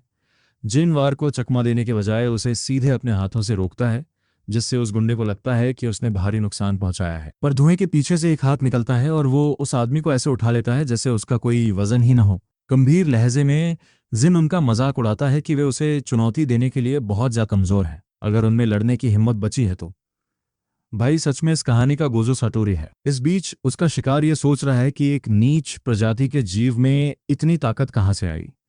तभी नाइट्स ऑर्डर की टीम लड़ाई रुकवाती है। ये करीना है जो अपनी छुट्टी के दिन इस मुसीबत की वजह से काफी चिढ़ी हुई है। उसे उन हमलावरों की परवाह नहीं है जिन्होंने जिन पर हमला किया। वो बस हकामा और हमारे हीरो को आखिरी बार जेल में डालना चाहती है। अनजाने में ये जिन के लिए ही अच्छा हुआ, क्योंकि इस हंगामे ने आर्गस से जुड़े किसी शख्स का ध्यान अपनी तरफ खींच लिया था, भले ही वो लड़की फिलहाल उसके चेहरे पर चिल्ला रही हो। स्ट्रीट फाइट खत्म करने के बाद करीना जैसे ही जिन को देखती है, वो एक्साइटेड हो जाती है, क्योंकि उसे लगता है कि उसने फिर से उस नीच प्रजाति के जन को शहर में दंगा फसाद करते हुए पकड़ लिया है। वो उसे लेक्चर देना शुरू ही करने वाली होती है, तभी पास में खड़ी एक डेमी ह्यूमन दर्शक उसके पास आती है और गवाही देती है कि उसने सब अपनी आंखों से देखा है। वो बताती है कि असल में जिन पर पहले हमला हुआ था और वो तो बस अपना बचाव कर रहा था। जब करीना हमलावरों के चेहरे देखती है तो उसे तुरंत एहसास होता है कि ये तो उसी की हार्नेस एकेडमी के वही बेवकूफ़ और दंगाई जूनियर्स हैं। वह मन ही मन दुआ करती है कि होली कैप्टन की छोटी बहन फिर से इस पचड़े में न फंसी हो। जिन करीना से उसकी ड्यूटी के बारे में पूछता है और कहता है कि उसे लगा था शहर की कानून व्यवस्था गिल्ड मेंबर संभालते हैं। करीना जवाब देती है कि वह तो बस पास के एक कैफे जा रही थी और रास्ते में व्यवस्था बनाए रखना उसकी जिम्मेदारी है। अब जब उसने खुद जिन को एकेडमी के इतने ताकतवर स्टूडेंट्स को धूल चटाते देख लिया है, तो उसे लगने लगता है कि उसके कैप्टन का शक शायद सही था। ये मामूली दिखने वाला इंसान कोई साधारण चीज नहीं है। वह वहां से निकलने का बहाना बनाती है और जिन को दोबारा लफड़े में न पड़ने की सलाह देती है, पर जिन उसे इतनी आसानी से नहीं जाने देता। वह इस मौके का फायदा उठाकर उससे कैप्टन आर्गस से मिलवाने की जिद करता है। जैसे ही इस प्राचीन इंसान को 7वीं डिवीजन के कैप्टन आर्गस से मिलने का मौका मिलता है, वह सीधे मुद्दे पर आता है और कहता है कि उन्हें काम पर रख लिया जाए। वह आर्गस को उसका पुराना वादा याद दिलाता है। जब आर्गस उन बच्चों के बारे में पूछता है जो उसके साथ आए हैं, तो जिन बताता है कि उसने उन डाकुओं को सफाया कर दिया है जिन्हें आर्गस ढूंढ रहा था और उन्हें गिल्ड के हवाले कर दिया है। आर्गस थोड़ा बेचैन हो जाता है, क्योंकि उसे यकीन नहीं हो रहा कि एक नीच प्रजाति जैसा दिखने वाला शख्स इतना बड़ा काम इतनी जल्दी कैसे कर सकता है। जिन आगे बताता है कि वह नीनो और उसकी बड़ी बहन पू को अपने साथ लाया है क्योंकि उनका और कोई सहारा नहीं है और बाहर लोग उनके साथ जानवरों जैसा सलूक करेंगे। इसलिए वह कैप्टन से उनके लिए किसी काम का इंतजाम करने को कहता है। कैप्टन आर्गस उसे याद दिलाता है कि उसकी ऐसी कोई मजबूरी नहीं है कि वह उनकी मदद करे, पर जिन तर्क देता है कि चूंकि उसने उन्हें बचाया है इसलिए वह उनकी जिम्मेदारी लेने को तैयार है। आर्गस को यह बात दिलचस्प लगती है, जबकि बच्चे अपने मसीहा को उम्मीद भरी नजरों से देख रहे होते हैं।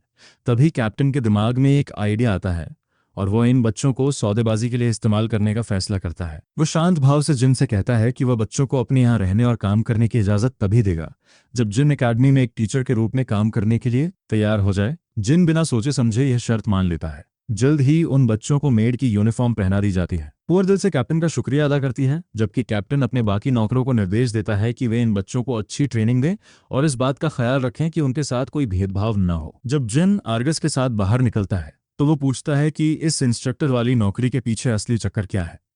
आर्गस समझाता है कि भले ही उसे ये नहीं पता कि जिन कहाँ से आया है, पर उसकी अंतरात्मा कहती है कि जिन एक भरोसेमंद इंसान है। फिर कैप्टन असली बात पर आता है और बताता है कि वो चाहता है कि जिन चुपके से हार्नेस एकेडमी के अंदर घुसपैठ करे। जिन सीरियस हो जाता है और पूरी बात बताने को कहता है। आर्गस राजधानी के अंदर चल रहे पावर स्ट्रगल के बारे में बताता है। उसके मुताबिक राजा की तबीयत बहुत खराब है और वे कभी भी दम तोड़ सकते हैं, इसलिए सिंहासन के लिए अलग अलग गुटों के बीच एक कोल्ड वॉर छिड़ा हुआ है। वह आगे बताता है कि उत्तराधिकार की लड़ाई के अलावा कुछ ऐसे लोग भी हैं जिनका गद्दी पर कोई हक नहीं है, फिर भी वे सत्ता हथियाना चाहते हैं। जाहिर है ये लोग बेहद खतरनाक हैं और अपने मंसूबों को पूरा करने के लिए करप्टर्स, जिन्हें इस दौर में इन्वेडर्स कहा जाता है, को हथियार के तौर पर इस्तेमाल कर रहे हैं। जिनको लॉर्ड शापियन की याद आती है और उसे एहसास होता है कि यहाँ उससे भी ज्यादा टेढ़े लोग मौजूद हैं। कैप्टन चाहता है कि जिन इन लोगों का पर्दाफाश करे और उनके गुप्त अड्डे का पता लगाए, और उसे सबसे ज्यादा शक हार्नेस एकेडमी पर ही है। तभी आर्गस दरवाजा खटखटाता है और जिन का परिचय अपनी छोटी बहन मेरिया ऑल्टन से कराता है। वह बताता है कि मेरिया उसी एकेडमी में पढ़ती है और वही उसे वहां तक ले जाएगी। मेरिया अपनी कड़वी जबान का इस्तेमाल करते हुए जिन को नीच प्रजाति कहकर बुलाती है, ठीक वैसे ही जैसे करीना ने पहले किया था। कैप्टन उसे रोकने की कोशिश करता है और समझाता है कि ऐसा बोलना बदतमीजी है, मगर वह अपनी बात पर अड़ी रहती है कि वह किसी नीच इंसान को इतने बड़े काम की जिम्मेदारी दिए जाने के खिलाफ है। जिन उसके इस रवैये पर उंगली उठाता है, जिससे कैप्टन शर्मिंदा हो जाता है और उसकी तरफ से माफी मांगता है। करीना जिन के पास आकर फुसफुसाती है कि मेरिया काबिल तो बहुत है, पर उसे इन नीच प्रजातियों से सख्त नफरत है। मेरिया लगातार जिन की बेइज्जती करती रहती है और कहती है कि वह उसे एक इंस्ट्रक्टर के काबिल नहीं मानती। हकामा माहौल को और बिगाड़ देती है जब वह अनजाने में बता देती है कि उसके गार्जियन को तो पढ़ना भी नहीं आता। हालांकि वह तुरंत जिन की ताकत और काबिलियत की तारीफ करना शुरू कर देती है। उसकी बातें सुनकर करीना को अचानक एहसास होता है कि यह मेरिया ही थी जिसने पहले एकेडमी के स्टूडेंट्स को आर्गस पर हमला करने के लिए उकसाया था। कैप्टन फिर से बार बार माफी मांगता है और वादा करता है कि वो अपनी बहन को सुधार देगा। जिन बात पलटते हुए पूछता है कि आखिर उसे एकेडमी में पढ़ाना क्या है। आर्गस जवाब देता है कि उसके मुआयने के हिसाब से जिन स्पिरिट आर्ट्स में काफी माहिर है, इसलिए वह बेसिक फंडामेंटल्स सिखाने के लिए एकदम सही बंदा है। वह 4 बुनियादी स्पिरिट आर्ट्स के नाम गिनाता है: इग्निशन आग, डिस्चार्ज बिजली, फ्रीजिंग बर्फ और हीलिंग उपचार। वह कहता है कि अगर कोई इनमें से 2 भी इस्तेमाल कर ले तो उसे काफी काबिल माना जाता है। ये सुनकर कि यहाँ के बेसिक्स में सिर्फ 4 आर्ट्स हैं, जिनको समझ आता है कि वह डाकू लीडर वाकई काफी हुनरमंद था, क्योंकि उसने जो तकनीक इस्तेमाल की थी वो यहाँ के हिसाब से स्पेशल स्पिरिट आर्ट मानी जाएगी। जिन मन ही मन मुस्कुराता है और तय करता है कि वो इस दौर के लोगों की इन शक्तियों के प्रति समझ को पूरी तरह बदल देगा। कहानी अब 1 हफ्ते आगे बढ़ती है जब हकाम के एंट्रेंस एग्जाम का वक्त आता है। आर्गस जिन के साथ अंदर आता है क्योंकि वो चाहता है कि इस साल की इंस्ट्रक्टर की जिम्मेदारी जिन ही संभाल। दरअसल हर साल नाइट्स ऑर्डर की एक डिवीजन को यह पद भरना होता है और इस बार 7वीं डिवीजन की बारी है। जब जिन शांति से उनके पीछे चल रहा होता है तो रॉडमन नाम का एक मोटा आदमी उसे लगातार घूरे जा रहा होता है। आखिरकार वे हेडमास्टर के ऑफिस पहुंचते हैं और आर्गस उन्हें इज्जत से ग्रीट करता है। हेडमास्टर अपने पुराने छात्र को नाइट्स ऑर्डर में इतनी तरक्की करते देख मुस्कुराती हैं।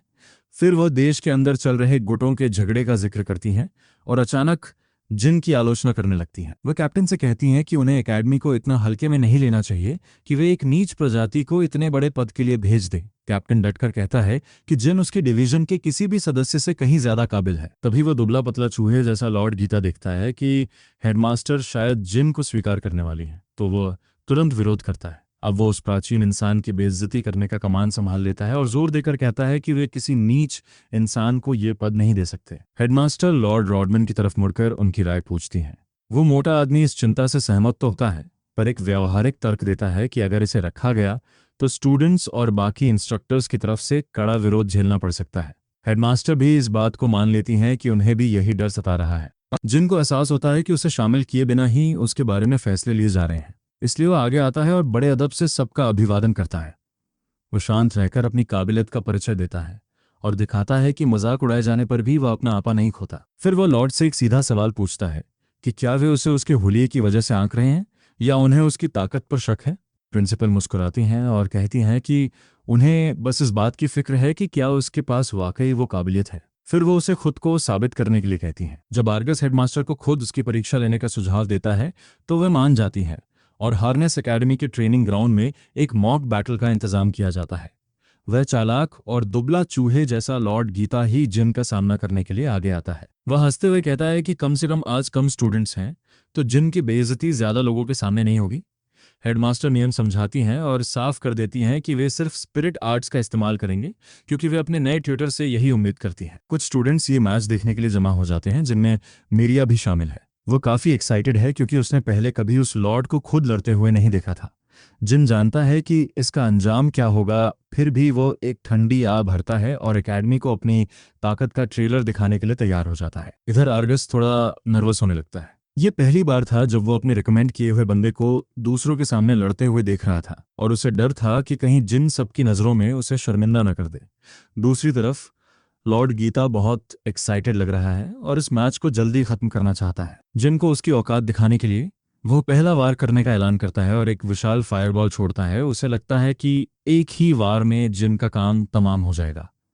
जिन बड़े आराम से उस हमले को चकमा दे देता है, जबकि वो चूहा लॉर्ड अभी भी इस वहम में है कि वो ये मुकाबला जीत जाएगा और कैप्टन को गलत साबित कर देगा। वह अपने सबसे बड़े हथियार लाइटनिंग स्पीयर्स बिजली के भाले से हमला करता है, पर जिन हर वार को बचा लेता है, जिससे लॉर्ड का पारा चढ़ने लगता है।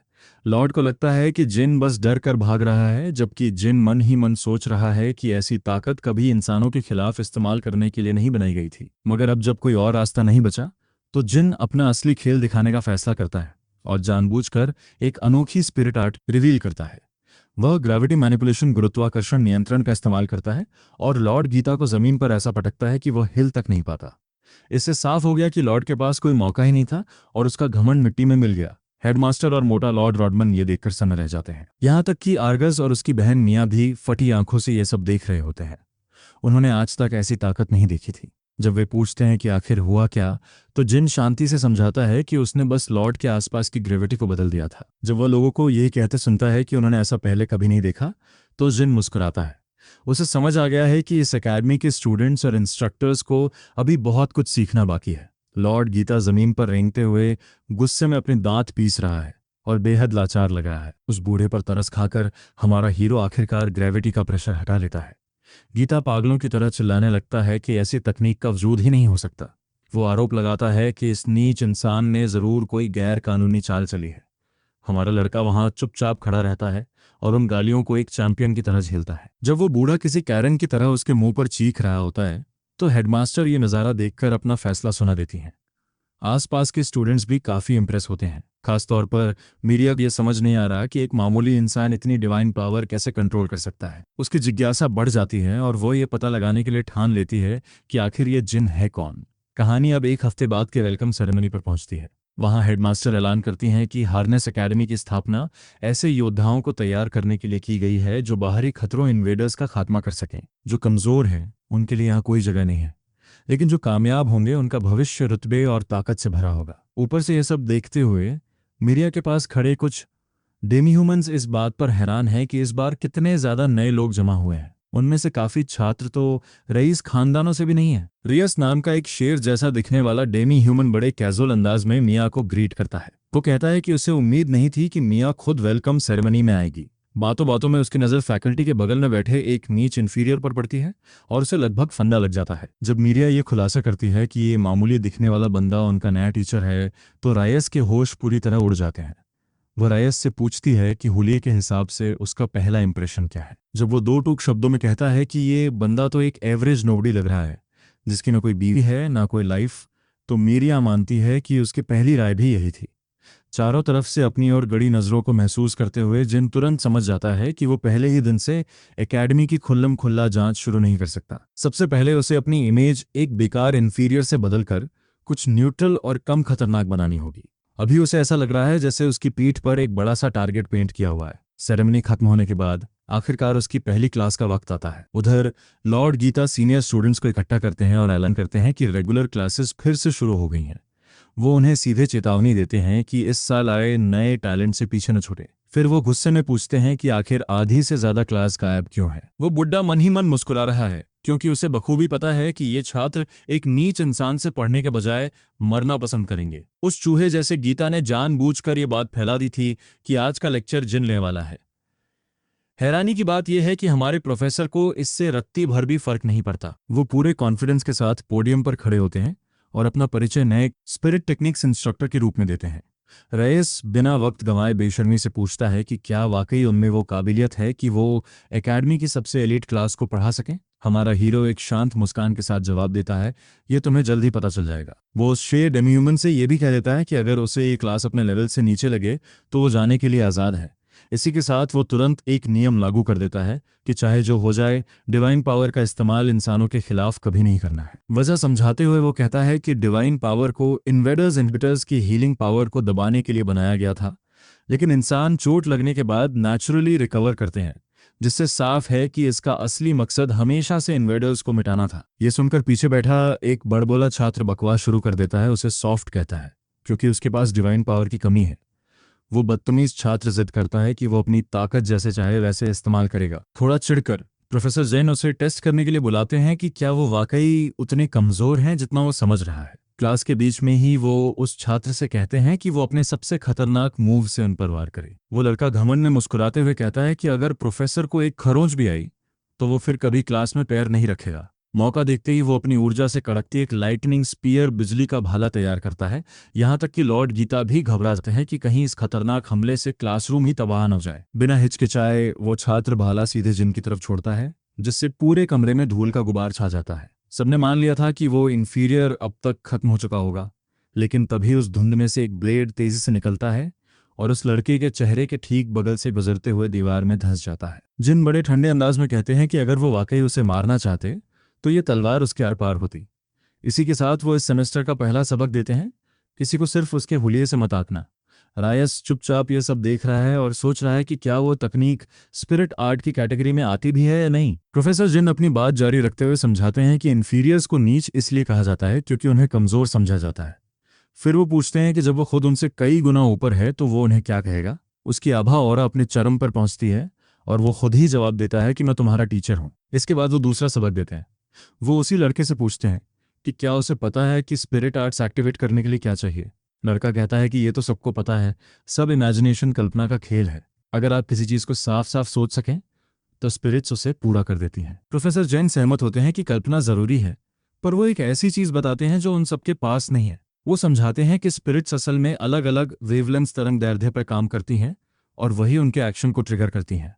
कुल 8 प्राइमरी वेवलेंथ्स होती हैं। ज्यादातर लोग सिर्फ 4 जानते हैं, इग्निशन, डिस्चार्ज, हीलिंग और फ्रीजिंग। मगर gravity control, light control, atmosphere control और स्पेशल मैनिपुलेशन का वजूद भी है। लॉर्ड गीता को लगभग दौरा पड़ जाता है जब वे उसे इन 8 वेवलेंथ्स को इतनी आसानी से इस्तेमाल करते देखते हैं। इस खुलासे के साथ हमारा हीरो अपना पहला असली लेक्चर शुरू करता है।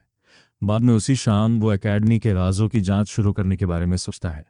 कैंपस में हर कोने पर छात्र भरे हुए हैं। क्लास में हुए उस प्रदर्शन के बाद हर तरफ उसी की चर्चा है। अगर उसे जवाब चाहिए तो उसे ऐसी जगह जाना होगा जहां छात्रों का जाना मना है। रास्ते में उसका सामना मीरिया से होता है।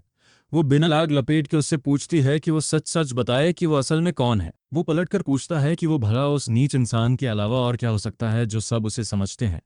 वो मानती है कि उसकी बात सही होती। अगर वो बिना किसी मेहनत के उन 8 स्पिरिट आर्ट्स को कमांड न कर रहा होता। यहाँ तक कि ज्यादातर डेनीह्यूमन भी ऐसा नहीं कर सकते। हमारा हीरो कंधे उचकाता है और कहता है कि ये उतना मुश्किल नहीं है, ये बस अलग अलग टैब्स के बीच स्विच करने जैसा है। बेशक वो जानता है कि कहने के मुकाबले ये असल में बहुत कॉम्प्लेक्स है। वो रिक्वेस्ट करती है कि ये बातचीत कहीं अकेले में की जाए। एक बार अकेले होने पर वो फिर से वही सवाल पूछती है। इस बार वो दावा करता है कि वो बस एक मामूली इंसान है जिसे कोदामा गांव के नीचे कुछ मिलियन सालों के लिए कोल्ड स्लीप में डाल दिया गया था। उसका मजाक उड़ाने के लिए वो पूछती है कि सोने से पहले वो क्या करता था। जिन ईमानदारी से जवाब देता है कि वो अपने देश का एक स्पेशल फोर्सेस एजेंट था। भले ही हजारों साल बीत गए हों, पर उसे वो दिन ऐसे याद हैं जैसे कल की बात हो। जिज्ञासावश वो आगे पूछती है कि जो अपने देश के लिए लड़ा, उसे ऐसे सील क्यों किया गया। वो उदास होकर मानता है कि वो अपने मिशन में फेल हो गया था। उसे लगा था कि अगर वो खुद को पूरी तरह झोंक दे तो सबको बचा लेगा, पर अंत में उसने सब कुछ खो दिया। वो ये भी कबूल करता है कि प्रोफेसर बनना कोई इत्तेफाक नहीं था, उसे ऑल्टन परिवार के प्रभाव की जरूरत है। फिर वो पूछता है कि वे कहाँ जा रहे हैं। वो उसे एक धूल भरे पुराने कमरे में ले जाती है और बताती है कि ये पहले इंस्ट्रक्टर्स का स्टोर रूम हुआ करता था। वहाँ एक शेल्फ पर उल्लू की मोटी आउल स्टैचू तुरंत उसका ध्यान खींचती है। वो पूछता है कि उसे यहाँ लाने की असली वजह क्या है। मिरिया मानती है कि वो इस स्टोर रूम के ठीक बगल वाली खाली जगह की जांच कर रही है। वो जगह इतनी बड़ी है कि उसे बेकार छोड़ना नामुमकिन है, इसलिए उसे यकीन है कि वहाँ कुछ बड़ा छिपा है। बिना एक सेकंड गंवाए प्रोफेसर जिन आगे बढ़ते हैं और उस उल्लू की मूर्ति को पकड़ लेते हैं। वो उसे अजीब नजरों से देखती है कि वो इस धूल भरी सजावट की चीज को क्यों सहला रहा है। जैसे ही वो उसे हल्का सा घुमाता है, किताबों की अलमारी सरक जाती है और अंदर की ओर जाने वाला एक गुप्त रास्ता खुल जाता है। वो बड़े शांत अंदाज में उसे बधाई देता है कि तुम सही थी, यहाँ वाकई एक गुप्त कमरा है। मिरिया संद रह जाती है, उसे समझ नहीं आता कि उसने इतनी जल्दी ये मैकेनिज्म कैसे सुलझा लिया। हमारे प्रोफेसर कूल अंदाज में समझाते हैं कि उन्होंने गौर किया था कि पूरे धूल भरे कमरे में सिर्फ वो उल्लू ही इकलौती साफ चीज थी। इसके बाद वो उसे पीछे रुकने को कहते हैं ताकि वो अकेले जांच कर सके। हैरान होकर मिरिया साफ कह देती है कि वो भी साथ आएगी। वो उसे याद दिलाता है कि अंदर कोई खतरनाक इन्वेडर हो सकता है और शायद वो उसकी रक्षा ना कर पाए। वो सुनहरे बालों वाली लड़की साफ कर देती है कि उसे कम ना आंका जाए। वो दावा करती है कि वो अपनी क्लास में सबसे ऊपर है और शायद उसका भाई ही उससे बेहतर हो। ये सुनकर वो उसकी बात मान लेता है। वे दो उन पुरानी सीढ़ियों से नीचे उतरते हैं जो उनकी उम्मीद से कहीं ज्यादा गहरी थीं। मीरिया मन ही मन सोचती है कि घने अंधेरे में लाइट को इतनी आसानी से कंट्रोल करना कितना सुविधाजनक है। जिन मजाक में कहता है कि यह जगह किसी फैंटेसी गेम के डंजन जैसी लग रही है जहां मॉन्स्टर्स पैदा होते हैं, जिसे सुनकर वो लड़की कंफ्यूज हो जाती है क्योंकि उसे गेमर रेफरेंस समझ नहीं आया। वो फिर से उसके अतीत की बात छेड़ती है। वो पूछती है कि क्या उसे पहले से किसी पर शक है, क्योंकि खतरों को ढूंढना ही उसका काम था। जिन को हंसी आती है कि उसने उसकी अजीब सी कहानी को कितनी जल्दी मान लिया। उसके भरोसे के इनाम के तौर पे वो बताता है कि उसे लॉर्ड रॉडमन पर गहरा शक है। वो पूछती है कि उसे इतना यकीन क्यों है। प्रोफेसर समझाता है कि भले ही वो बंदा लेक्चर्स के दौरान बहुत करिश्माई लगता है, पर अकेले में उसके आसपास की वाइब बहुत अजीब और डरावनी होती है। उन खामोश पलों में वो कमीना ऐसा लगता है जैसे कोई गहरी साजिश रच रहा हो। वो कहता है कि ये उन लोगों की निशानी है जो दुनिया के सामने कुछ और असलियत में कुछ और होते हैं। उसे उसने ये भी गौर किया कि वो आदमी एक टीचर के हिसाब से कुछ ज्यादा ही शातिर और बारीक नजर रखने वाला है। मीरिया कहती है कि उसे पहले लॉर्ड गीता पर शक था, पर जिन उसकी थ्योरी खारिज कर देता है।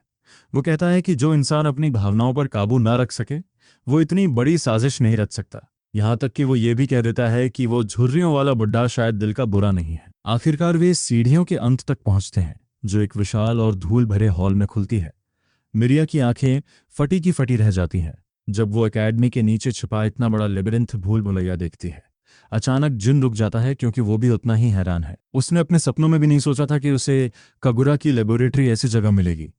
जब जिम उन दरवाजों को देखता है जो नैनो मशीन से सुरक्षित है, जिन्हें आज के लोग स्पिरिट्स कहेंगे, तो उसे पक्का यकीन हो जाता है कि ये कागुरा की ही लैब है। मिरिया घबरा रही है क्योंकि भले ही वो काफी समय से तलाश कर रही थी, पर उसे ये विशाल दरवाजा कभी नहीं मिला जो इतने वक्त से एकेडमी के नीचे छिपा था। जिन उसे समझाता है कि आम लोगों को ऐसा दरवाजा खोलने के लिए एक खास एक्सेस की चाहिए होगी। उसे याद आता है कि कैसे हकामा को वो चाबी विरासत में मिली थी और उसे लगता है कि यहाँ भी किसी के पास ऐसी ही चाबी होगी। हालांकि जिम जानता है कि उसके पास खुद ही फुल एक्सेस है। वो अपना हाथ आगे बढ़ाता है। लॉक सिस्टम तुरंत उसे हाईएस्ट अथॉरिटी के रूप में पहचान लेता है और दरवाजा खोल देता है। जैसे ही भारी गेट खुलते हैं, जैन सोचता है कि क्या इस देश के शासकों को उखाड़ने की साजिश रचने वाला भी कोई ऐसा ही शख्स है जिसके पास यहाँ का एक्सेस है। इधर मिरिया अभी भी सुनने खड़ी है। उसे यकीन नहीं हो रहा कि यह सब उनकी एकेडमी के ठीक नीचे था। वो पूछती है कि क्या उसे वाकई चाबी की जरूरत नहीं थी। जिन बड़े कैजुअल अंदाज में कहता है कि प्राचीन इंसान इस मामले में थोड़े स्पेशल होते हैं।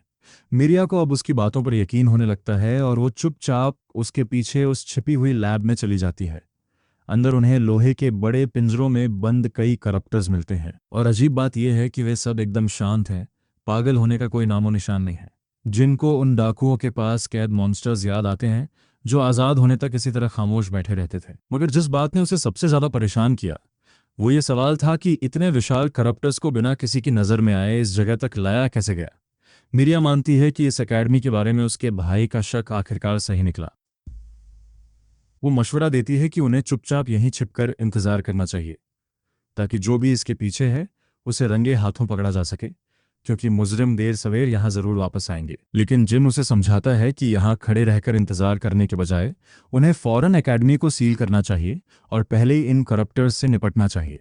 मिरिया बहस करती है कि वे इस प्लान के मास्टरमाइंड को भागने का मौका नहीं दे सकते, पर जिम साफ कहता है कि छात्रों की सुरक्षा सबसे पहले है, क्योंकि अगर ये मॉन्स्टर्स बेकाबू हो गए तो एकेडमी में मौजूद हर जान खतरे में पड़ जाएगी। जब वो जिक्र करता है कि उसका भाई अर्गस भी शायद यही फैसला लेता, तो लड़की आखिरकार उसकी बात मान लेती है। जिन आगे कहता है कि उसे इस सब के बारे में बहुत बुरा एहसास हो रहा है और जब भी उसे ऐसा लगता है उसकी इंस्टिंक्ट्स हमेशा सही साबित होती हैं। वो कहता है कि वो खुद इस लैब की थोड़ी और जांच करेगा और मिरिया से कहता है कि वो ऊपर जाकर अपने भाई को बुलाए ताकि एकेडमी में कर्फ्यू लगाया जा सके और स्टूडेंट्स को बचाया जा सके। उसे ऊपर भेजने के बाद जैन इस अंडरग्राउंड फैसिलिटी के और अंदर जाता है। इस उम्मीद में कि कुछ काम के मिल जाए। वहीं ऊपर की दुनिया में उस चूहे जैसे लॉर्ड गीता का नया ट्यूटर जिन से हारने पर मजाक उड़ाया जा रहा है। इसके बावजूद वो अभी भी जिन को नीच प्रजाति कहता है और अपनी इज्जत मिट्टी में मिलाने के लिए उसे ही जिम्मेदार ठहराता है। तभी हेडमास्टर लॉर्ड गीता के पास आती हैं और उसे ऐसी अजीब हरकतें बंद करने को कहती हैं क्योंकि छात्र असहज महसूस कर रहे हैं। हेडमास्टर सबके सामने उसकी बेइज्जती करती हैं और फिर लॉर्ड रॉडमन के बारे में पूछती हैं जो सुबह से गायब है। हेडमास्टर काफ़ी दबाव महसूस कर रही हैं और उस मोटे आदमी का गायब होना उनकी चिंता और बढ़ा देता है। तभी उनकी नज़र एकेडमी के ऊपर छा रहे काले बादलों पर पड़ती है और वो सोचने लगती हैं कि अचानक ये क्या हो गया। इधर मिरिया तेजी से ऊपर की तरफ भागती है, पर जैसे ही वो दरवाजे से बाहर निकलती है उसका सामना लॉर्ड रॉडमन से होता है, वही मोटा आदमी जो सुबह से गायब था। अब उसके चेहरे पर एक शुद्ध शैतानी मुस्कान है जिससे साफ पता चल रहा है कि वो किसी बड़े कांड की फिराक में है। उधर लैब में जिन कुछ अजीब लाल रंग के पोर्टल्स की जांच करता है जो किसी जिंदा चीज की तरह धड़क रहे हैं। वो सोचता है कि क्या ये सच में जिंदा है और क्या इसे कागुरा ने ही बनाया है। तभी जिनको कागुरा का छोड़ा हुआ वो मैसेज क्यूब और नैनो मशीन इंजेक्टर मिल जाता है। उसे उम्मीद है कि इस क्यूब में मौजूदा हालात को समझने और सुलझाने के सुराग होंगे। वो तुरंत क्यूब एक्टिवेट करता है और कागुरा का होलोग्राम प्रकट होता है जो बड़े आराम से कॉफी पी रहा है। कागुरा को पहले से यकीन था कि जिन ही सबसे पहले यहाँ पहुंचेगा क्योंकि ये लैब उसके जागने की जगह के सबसे करीब है। डॉक्टर समझाता है कि इस लैब में वो एक ऐसी डिवाइस बना रहा था जिसे इंसान करोड़ों साल पहले भी कभी नहीं बना पाए थे और उसकी शक्ति का एक छोटा हिस्सा इस इंजेक्टर में सील है ताकि जिन उसे इस्तेमाल कर सके। वो अपनी इस उपलब्धि की खूब तारीफ करता है और आखिरकार खुलासा करता है कि वो जिस हैरत अंगेज चीज़ की बात कर रहा है वो असल में एक टेलीपोर्टेशन डिवाइस है। जिन ने सपने में भी नहीं सोचा था कि कागुरा इतने बड़े पैमाने पर कुछ बना सकता है, पर अब सारी कड़ियां जुड़ने लगती हैं। आर्गस ने बताया था कि शहर में अचानक कहीं से भी हमलावर इन्वेडर्स प्रकट हो जाते हैं जिनके दिमाग में खतरे की घंटी बजने लगती है। जिसके पास भी ये डिवाइस है वही इस सब के पीछे है, खासकर तब जब यहाँ नीचे मॉन्स्टर्स का पूरा चिड़ियाघर कैद है। फिर उसे उस पागल वैज्ञानिक के रिकॉर्डेड मैसेज में कुछ अजीब लगता है। असली टेलीपोर्टेशन डिवाइस का रंग एकदम नीला था। अगर ऐसा है तो उसके सामने खड़ी ये लाल रंग की चीज आखिर भला क्या है। ठीक तभी जैसे ही घड़ी में 12 बजते हैं वो डिवाइस एक भयंकर गूंज के साथ एक्टिवेट हो जाती है। जिन खुद को संभालता है और उस डरावने मंजर के लिए तैयार हो जाता है तो वहां से निकलने वाला है। मगर होता यह है कि पिंजरों के अंदर मौजूद हर एक मॉन्स्टर पलक झपकते ही गायब हो जाए है। ऊपर सतह पर आर्गस और होली नाइट्स अपनी आंखों के सामने सबसे बुरा सपना सच होते देखते हैं। सैकड़ों मॉन्स्टर्स आसमान से शाही राजधानी पर ऐसे बरसते हैं जैसे किसी बैटल रॉयल मैच में कूद रहे हो। इधर अंडरग्राउंड में वो ग्रीसी मोटा आदमी रॉडमन मिरिया की तरफ एक डरावनी मुस्कान के साथ मुड़ता है। वो मजाक में पूछता है कि वो इतनी तनाव में और उतावली क्यों लग रही है। मिरिया ठंडे लहजे में उस सुअर से हटने को कहती है जब तक कि वो पिटना ना चाहता हो। लॉर्ड रॉडमन मानता है कि उसे शक था कि वो काफी समय से उसकी जासूसी कर रही थी, पर उसके लिए बदकिस्मती ये है कि उसने बहुत देर से ये सब समझा। जब मिरिया पूछती है कि इसका क्या मतलब है तो वो शांति से ऐलान करता है कि फैसले का दिन आ गया है। वो गंजू बताता है कि उसका इरादा तो इस धमाके को थोड़ा टालने का था, पर उसकी लैब में जासूसी करने वाले इन दो चूहों ने उसे हाथ खोलने पर मजबूर कर दिया। खास तौर पर उसे एहसास हो गया था कि उसके बड़े प्लान के लिए असली खतरा जिन है। उसे अंदर से यह एहसास हो रहा था कि यह नया इंस्ट्रक्टर उसके लिए सबसे बड़ा सिरदर्द बनेगा। मिरिया के भाई की तरह उसे भी बिना कंफर्म किए पता है कि जिन ने ही वो गुप्त रास्ता ढूंढा है। अब और वक्त बर्बाद न करने का फैसला लेते हुए वो कहता है कि सारे गवाहों को यहीं खत्म कर देना बेहतर है। मिरिया को इस बात पर हंसी आती है कि उसे लगता है कि वो उसे हरा सकता है। रॉडमन के चेहरे पर एक राक्षसी मुस्कान फैल जाती है और वो अपनी बेहिसाब ताकतों की डींगे मारने लगता है, पर उसे अंदाजा भी नहीं है कि एक लड़की उसके पीछे चुपचाप एक ऐसे बर्तन के साथ खड़ी है जो उसके अपने सिर से भी बड़ा है। मिरिया अब सीने पसीने है। उसे समझ नहीं आ रहा कि वो डरे या इस बेतुके प्लान की कामयाबी पर शक करे। बिना हिचकिचाए हकामा अपनी पूरी ताकत झोंककर उस मोटे हरामजादे के सिर पर वार करती है। मिरिया उसे सदमे में देखती है और पूछती है कि वो यहाँ तक पहुंची कैसे। हकामा जल्दी जल्दी बताती है कि वो जिन को ढूंढने आई थी। बाहर पूरी तरह तबाही मची है और उनके रक्षक के बिना सबको बचाना नामुमकिन है। रास्ते में उसे एक और नई छात्रा कूडो मिली जिसने बताया कि प्रोफेसर अभी कुछ देर पहले स्टोर रूम में घुसे थे। नई लड़की को एक टीचर को बेहोश करने पर थोड़ा बुरा लग रहा है, पर हकामा कहती है कि वो कमीना इसी के लायक था। वैसे भी उसने उनका चेहरा पीछे से नहीं देखा, तो अगर कुछ गड़बड़ हुई तो सारा इल्जाम उस ब्लॉन्ड प्रिंसेस मिरिया पर मर देंगे। उसी पल जिन सीढ़ियों से ऊपर पहुंचता है। वो पूछता है कि क्या हुआ। तभी उसकी नज़र ज़मीन पर गिरे उस मोटे सुअर पर पड़ती है जो किसी गिरे हुए बॉलिंग पिन जैसा लग रहा है। हकामा उसे हकीकत बताती है कि बाहर शहर में कत्लेआम मच चुका है। उसे ज़रा भी हैरानी नहीं होती, क्योंकि वो जानता है कि लैब के उन मॉन्स्टर्स को कहाँ भेजा गया होगा। मीरिया का चेहरा पीला पड़ जाता है जब उसे सच्चाई समझ आती है, और वे तीनों बिना एक पल गंवाए बाहर की तरफ भागते हैं। पूरे शहर में आग लगी है और आधा शहर खंडहर बन चुका है। डरे हुए नागरिक अपनी जान बचाने के लिए इधर उधर भाग रहे हैं। उन सभी हमलावरों के बीच एक मॉन्स्टर, जो किसी भीमकाय विलगैक्स जैसा दिख रहा है, सबसे ज्यादा खूंखार लग रहा है। अपने प्यारे घर की यह हालत देखकर मीरिया के मुंह से आवाज नहीं निकलती। वहीं जिन के सीने पर नाकामी का बोझ फिर से भारी हो जाता है। उसे लगता है कि उसे मौका मिलते ही उस डिवाइस को तबाह कर देना चाहिए था। हकामा उसे फिर से होश में लाती है। वो उस विशालकाय टेंटेकल मॉन्स्टर की तरफ इशारा करती है, जो सीधे राजमहल पर एक विनाशकारी हमला करने की तैयारी कर रहा है। अपनी गलती सुधारने के इरादे से जिन कगुरा के छोड़े हुए इंजेक्टर का इस्तेमाल करता है। इसे लेते ही उसे टेलीपोर्टेशन का एक लिमिटेड वर्जन मिल जाता है। पागल वैज्ञानिक ने समझाया था कि नैनो मशीन्स में इतनी ही एनर्जी है कि इसे 24 घंटे में सिर्फ एक बार एक्टिवेट किया जा सके। ऊपर से इसकी रेंज भी उतनी ही है जितनी दूर यूजर देख सकता है।